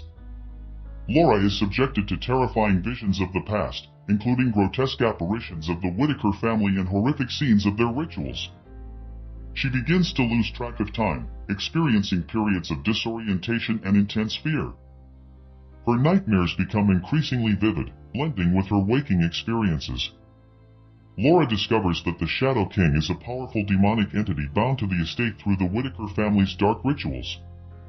The entity feeds on fear and despair, growing stronger with each passing day. The estate's malevolent energy intensifies, creating a nightmarish environment where reality and the supernatural intertwine. Part 5. The investigation deepens. Determined to understand the Shadow King's origins and find a way to combat it, Laura seeks the help of Dr. Evelyn Blackwood, a historian specializing in occult practices. Dr. Blackwood uncovers that the Whitaker family was involved in a series of rituals intended to gain immortality and power. The rituals ultimately led to the summoning of the Shadow King, who betrayed them and trapped their souls within the estate. Dr. Blackwood reveals that the entity's power is linked to a series of ancient artifacts scattered throughout the estate. To weaken the Shadow King, they must locate and destroy these artifacts. The artifacts are hidden in areas of the estate that are increasingly difficult to access due to the malevolent forces at work. Part 6. The Search for Artifacts. Laura and Dr. Blackwood begin a perilous search for the hidden artifacts. The estate becomes a twisted maze, with rooms shifting and doors leading to nightmarish alternate dimensions. Each artifact they find is guarded by malevolent spirits and dangerous traps. The entities are relentless, using the artifact's power to attack and manipulate the intruders. Laura experiences increasingly horrifying encounters, visions of her sister being tormented by the Shadow King, physical assaults by unseen forces, and disturbing revelations about the estate's dark history. The emotional and psychological toll of their quest becomes overwhelming. Part 7. The Ritual of Despair. As they gather the artifacts, Laura and Dr. Blackwood realize that a ritual must be performed to banish the Shadow King. The ritual requires a precise alignment of the artifacts and a series of complex incantations. They discover an old manuscript detailing the ritual, but its instructions are cryptic and incomplete. The ritual site must be prepared in the estate's basement, where the Shadow King's influence is strongest. The basement is a nightmarish realm of shifting shadows and tormenting apparitions. Laura and Dr. Blackwood must navigate this horrifying environment while preparing the ritual site. Part 8. The Final Confrontation. The ritual begins, but the Shadow King's presence becomes more powerful and aggressive. The entity manifests in its full, horrifying form, an enormous, shadowy figure with countless eyes and tendrils of darkness. It attacks Laura and Dr. Blackwood, using every means at its disposal to prevent the ritual's completion. The estate itself seems to come alive, reacting to the ritual with violent tremors, and supernatural attacks. Laura and Dr. Blackwood are pushed to their limits, battling not only the Shadow King but also their own fears and exhaustion. The Shadow King uses its power to exploit their deepest fears and insecurities. Part 9. The Sacrifice. To complete the ritual, a significant sacrifice is required. The Shadow King demands a soul to be offered in exchange for its banishment. Laura realizes that the sacrifice must be made willingly to ensure the ritual's success. In a heart-wrenching decision, Dr. Blackwood volunteers to make the ultimate sacrifice. Dr. Blackwood's sacrifice weakens the Shadow King, allowing Laura to complete the ritual. The basement becomes a battleground of supernatural forces as Laura fights to finish the incantations and break the entity's hold. The Shadow King's rage and power are at their peak, making the final moments of the ritual incredibly intense and terrifying. Part 10. The Aftermath. With the ritual completed and the Shadow King banished, the estate's malevolent energy dissipates. The mansion falls silent, and the oppressive atmosphere lifts. The spirits of the Whitaker family are freed, and the estate begins to crumble, its dark influence finally lifted. Laura, though exhausted and traumatized, finds a sense of closure. She has uncovered the truth behind her sister's disappearance. Emily was one of the souls trapped by the Shadow King. With the entity's defeat, Emily's spirit is finally at peace. Laura leaves Hallow's End, forever changed by her experience. The estate becomes a forgotten ruin, a haunting reminder of the horrors that once lurked within its walls. Laura's story serves as a chilling testament to the power of darkness and the strength required to confront it. Epilogue: The shadows remain. Though the Shadow King is gone, the echoes of its malevolent influence linger in the memories of those who encountered it. The tale of the Whitaker estate becomes a local legend, a warning to those who seek to uncover dark secrets. Laura's experience becomes a powerful story of bravery and the enduring struggle against the darkness that lurks in the shadows. The Whispering Woods. Part 1. The Departure. In the remote mountain town of Hollow Creek, a series of disturbing events has unfolded over the years. Locals speak in hushed tones about a malevolent presence in the nearby Whispering Woods. The legend of the Skinwalker, a shape-shifting creature known for its ability to mimic human and animal forms, haunts the town's folklore. When experienced journalist Alex Carter arrives in Hollow Creek, they are drawn by reports of recent disappearances and sightings of strange figures in the woods. Alex, known for uncovering dark and hidden truths, sees this as an opportunity to explore a new and unsettling phenomenon. The mysterious nature of the Skinwalker and its impact on the town intrigues them. Part 2. The investigation begins. Alex settles into a modest cabin on the edge of the Whispering Woods, renting it from an elderly woman named Mrs. Winthrop. The locals are wary of Alex's presence, and many refuse to speak about the Skinwalker or the woods. Mrs. Winthrop is the only one willing to offer some insight, hinting at a long-standing curse and the Skinwalker's sinister nature. Alex starts their investigation by speaking to the townspeople who have experienced strange phenomena. They hear tales of inexplicable noises, sightings of shadowy figures, and unsettling encounters in the woods. The stories are inconsistent and fragmented, adding to the sense of unease. Part 3. The First Signs. Alex's exploration of the Whispering Woods reveals an unsettling atmosphere. The woods are dense and foreboding, with an oppressive silence that seems to amplify the sound of their footsteps. Strange symbols carved into the trees and animal carcasses left in ritualistic patterns hint at the presence of something sinister. One night, Alex experiences a terrifying encounter. They hear whispering voices and see fleeting shadows moving between the trees. An eerie sense of being watched pervades their surroundings. Despite their growing fear, Alex is determined to uncover the truth. Part 4. The Skinwalker's Legend. Through research and conversations with Mrs. Winthrop, Alex learns more about the Skinwalker's legend. The Skinwalker is said to be a cursed individual who has gained the ability to transform into various animals and even mimic human forms. This transformation comes at the cost of their humanity and drives them to commit unspeakable acts. The Skinwalker is associated with ancient Native American folklore, and its origins are tied to a forbidden ritual performed by a shaman seeking immortality. The ritual went awry, cursing the shaman and creating the Skinwalker, who now roams the woods in search of new victims. Part 5. The haunting escalates. As Alex spends more time in the woods, the supernatural activity intensifies. They experience increasingly disturbing phenomena, including visions of twisted, nightmarish creatures and haunting, disembodied whispers. The boundary between reality and the supernatural begins to blur, and Alex finds it difficult to distinguish between hallucinations and genuine threats. Alex discovers a series of old journals hidden in the cabin's attic. The journals belonged to a previous tenant who had also investigated the Skinwalker. The entries detail encounters with the creature and the gradual descent into madness experienced by the author. The final entries describe a desperate attempt to escape the woods and a cryptic warning about the Skinwalker's true nature. Part 6. The Search for Answers. Determined to understand the Skinwalker's motivations and find a way to stop it, Alex contacts Dr. Sarah Mitchell, a folklorist and expert on Native American myths. Dr. Mitchell provides insight into the Skinwalker's curse and the methods used to protect against it. She explains that the curse can be weakened by confronting the Skinwalker with its own darkness and exposing its true form. Dr. Mitchell offers to help Alex by performing a ritual to reveal the Skinwalker's true nature. She advises Alex to gather specific artifacts and perform a series of rituals in the woods to protect themselves and uncover the creature's weaknesses. Part 7. The Gathering Darkness. Alex and Dr. Mitchell begin their preparations for the ritual. The Whispering Woods become increasingly hostile, with the Skinwalker's presence growing more palpable. They experience violent supernatural occurrences, including physical attacks and terrifying visions of the Skinwalker in various forms. The woods seem to respond to their efforts, with the environment becoming more dangerous.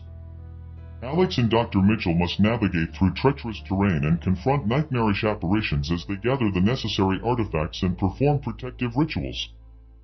Part 8. The Ritual of Revelation. The ritual requires a series of complex steps, including the use of ancient artifacts and incantations to reveal the Skinwalker's true form. As they perform the ritual, the woods become a battleground of supernatural forces. The Skinwalker attacks with increased ferocity, using its shape-shifting abilities to create terrifying illusions and manipulate Alex and Dr. Mitchell's fears. The ritual site is set up in a secluded clearing, where the Skinwalker's influence is strongest. The clearing becomes a nightmarish realm, filled with shifting shadows and echoes of past victims. Alex and Dr. Mitchell must remain focused and determined as they perform the ritual, despite the overwhelming fear and danger. Part 9. The Final Confrontation. The ritual reaches its climax, and the Skinwalker's true form is revealed. The creature is a grotesque, nightmarish amalgamation of human and animal features, with a malevolent presence that exudes pure terror. The Skinwalker's rage is unrestrained, and it attacks with a vengeance, determined to prevent the ritual's completion. Alex and Dr. Mitchell face a desperate struggle as they attempt to complete the ritual and banish the Skinwalker. The woods become a nightmarish battleground, with the Skinwalker using every means at its disposal to thwart their efforts. The ritual requires a final, significant sacrifice to break the curse and weaken the Skinwalker's power. Part 10. The Sacrifice. In a dramatic and heart-wrenching decision, Alex realizes that the sacrifice must be made to ensure the ritual's success. The sacrifice involves confronting the Skinwalker's dark essence and offering a piece of themselves to complete the ritual. Dr. Mitchell's knowledge and guidance are crucial in performing the final steps of the ritual. The ritual reaches its peak, and the Skinwalker's power begins to wane. The creature's malevolent influence starts to dissipate, and the Whispering Woods slowly return to a more natural state. Alex and Dr. Mitchell are left emotionally and physically drained but triumphant in their battle against the Skinwalker. Part 11. The Aftermath. With the skinwalker banished and the curse lifted, the Whispering Woods gradually return to normal. The supernatural activity ceases, and the oppressive atmosphere lifts. Alex and Dr. Mitchell leave the woods, forever changed by their experience. The town of Hollow Creek begins to heal from the trauma caused by the skinwalker.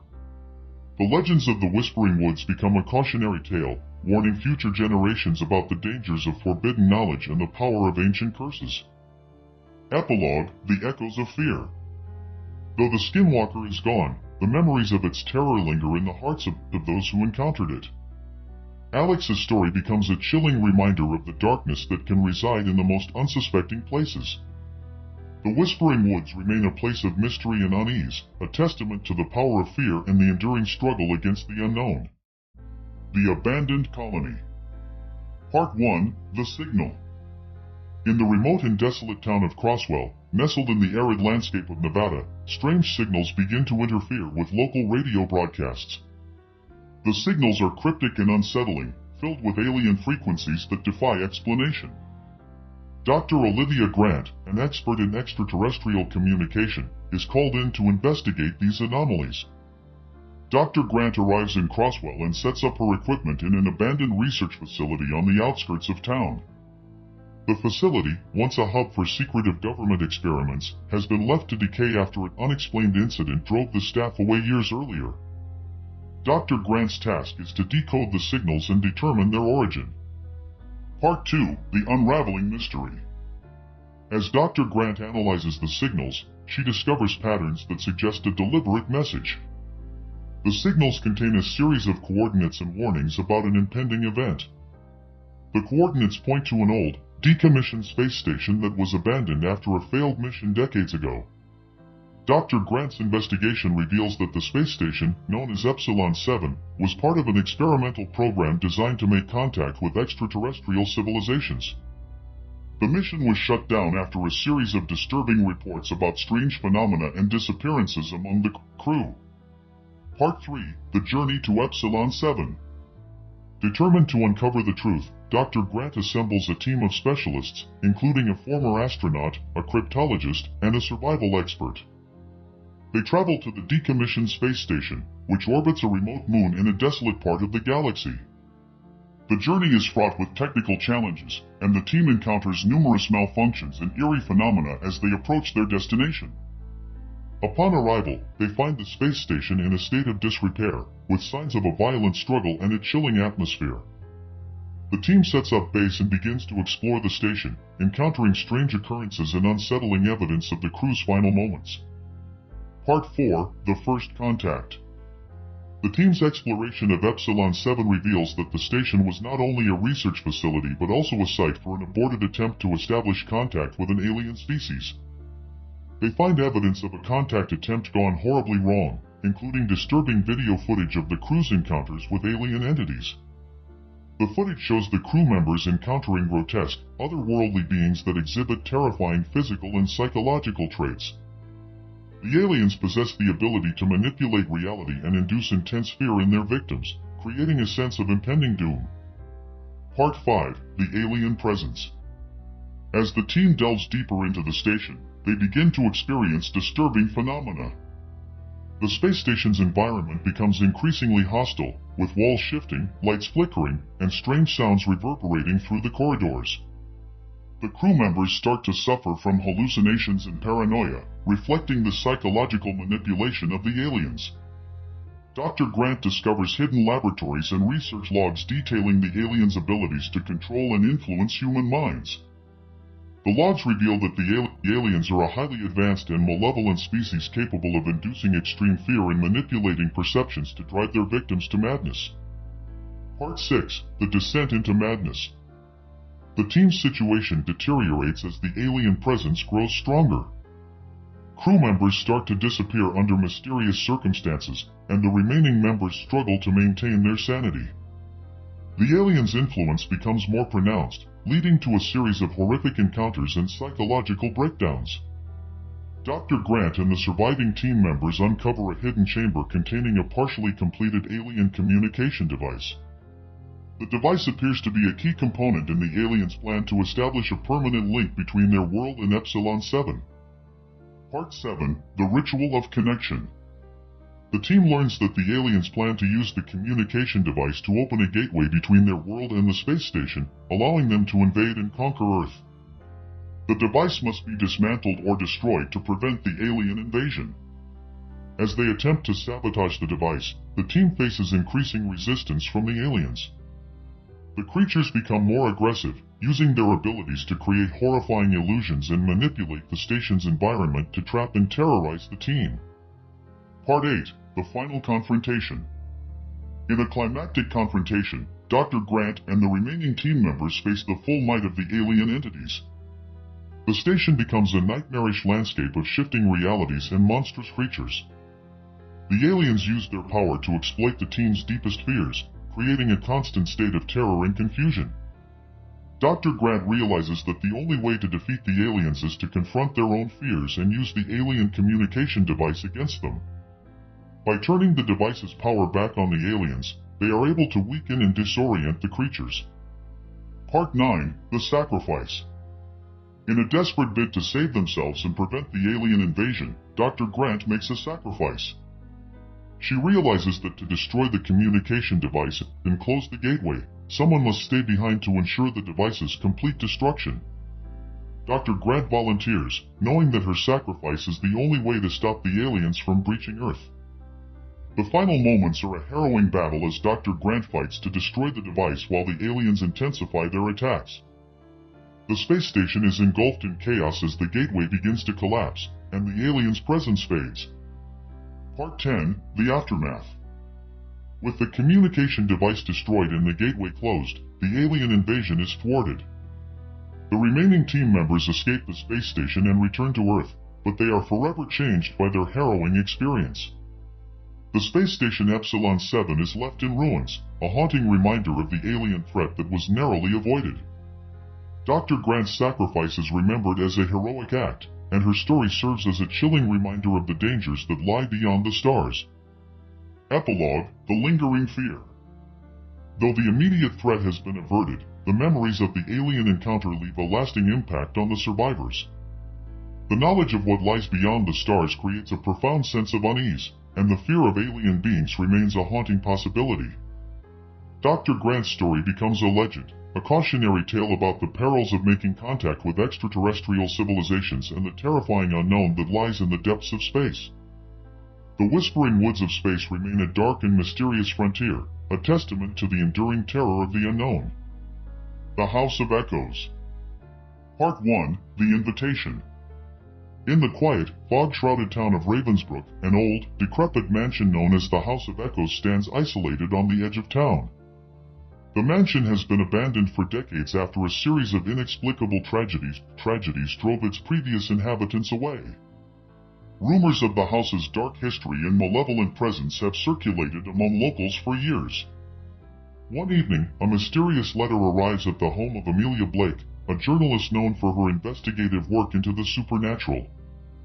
The letter is an invitation to spend a week in the mansion, offering a substantial reward for documenting the experience. The letter isn't signed and contains only a warning: the echoes of the past will guide you. Intrigued and skeptical, Amelia decides to accept the invitation. She is driven by a desire to uncover the truth behind the mansion's grim reputation and to challenge her own skepticism about the supernatural. Part 2, The Arrival. Amelia arrives at the House of Echoes under a gray, oppressive sky. The mansion looms ominously against the backdrop of a desolate landscape.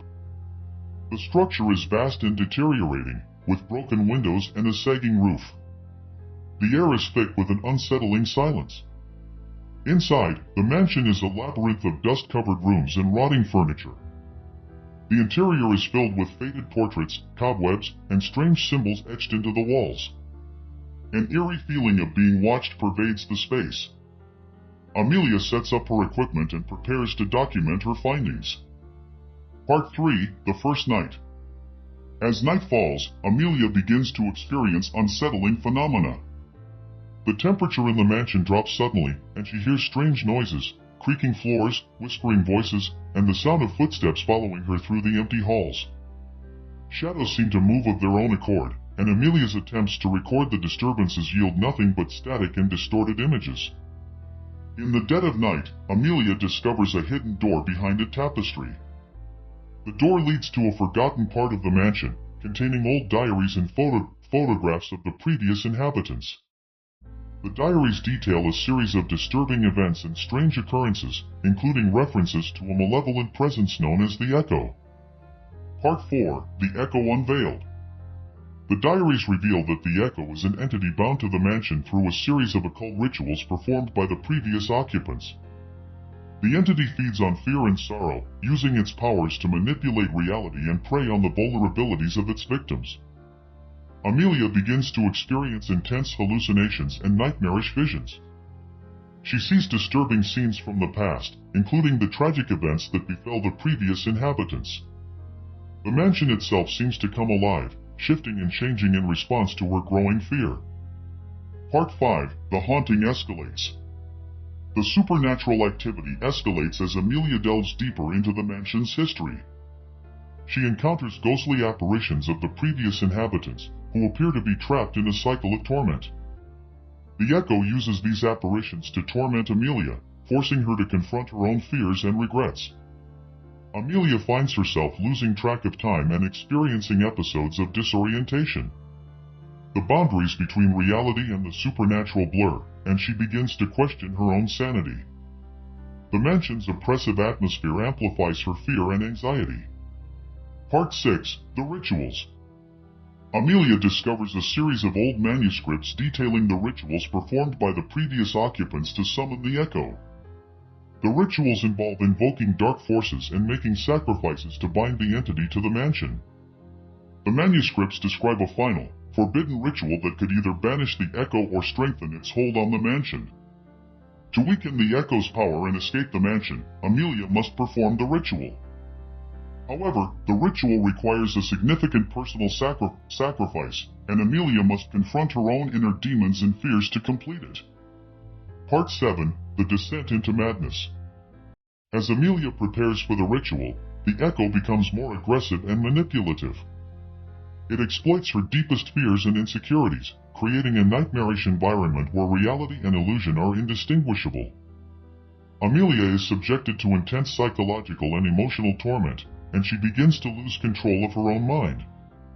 The mansion's architecture becomes increasingly twisted and labyrinthine, trapping Amelia in a maze of shifting rooms and distorted corridors.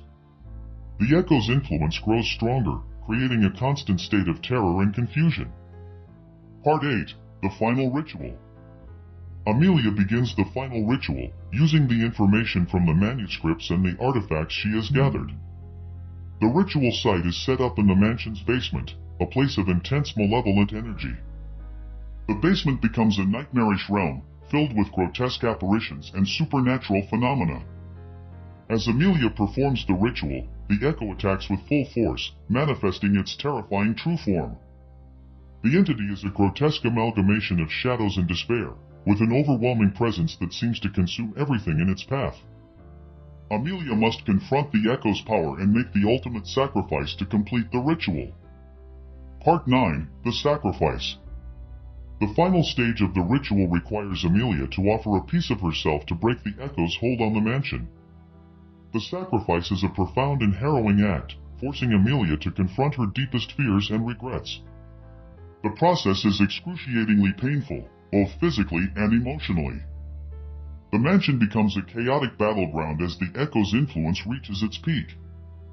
Amelia struggles to maintain her focus and complete the ritual amidst the onslaught of supernatural forces. The sacrifice weakens the Echo, and the entity begins to lose its grip on reality. Part 10. The Aftermath. With the ritual complete and the Echo's power diminished, the mansion's malevolent atmosphere begins to lift. The oppressive silence is replaced by a sense of calm, and the ghostly apparitions fade away. The mansion, though still decrepit, no longer feels as threatening. Amelia, though exhausted and traumatized, manages to escape the mansion. Her experience is a chilling reminder of the horrors that lie within the House of Echoes. The mansion becomes a dark legend, a cautionary tale about the dangers of delving too deeply into the unknown. Epilogue: The Lingering Echoes. Despite the apparent defeat of the echo, the memories of the haunting experience linger in Amelia's mind. The psychological and emotional scars from her time in the mansion remain, serving as a constant reminder of the terror she endured. The House of Echoes stands as a grim monument to the horrors of the past, a place where the echoes of despair and fear continue to resonate. Amelia's story becomes a haunting legend, a testament to the enduring power of fear and the unknown. As the shadows grow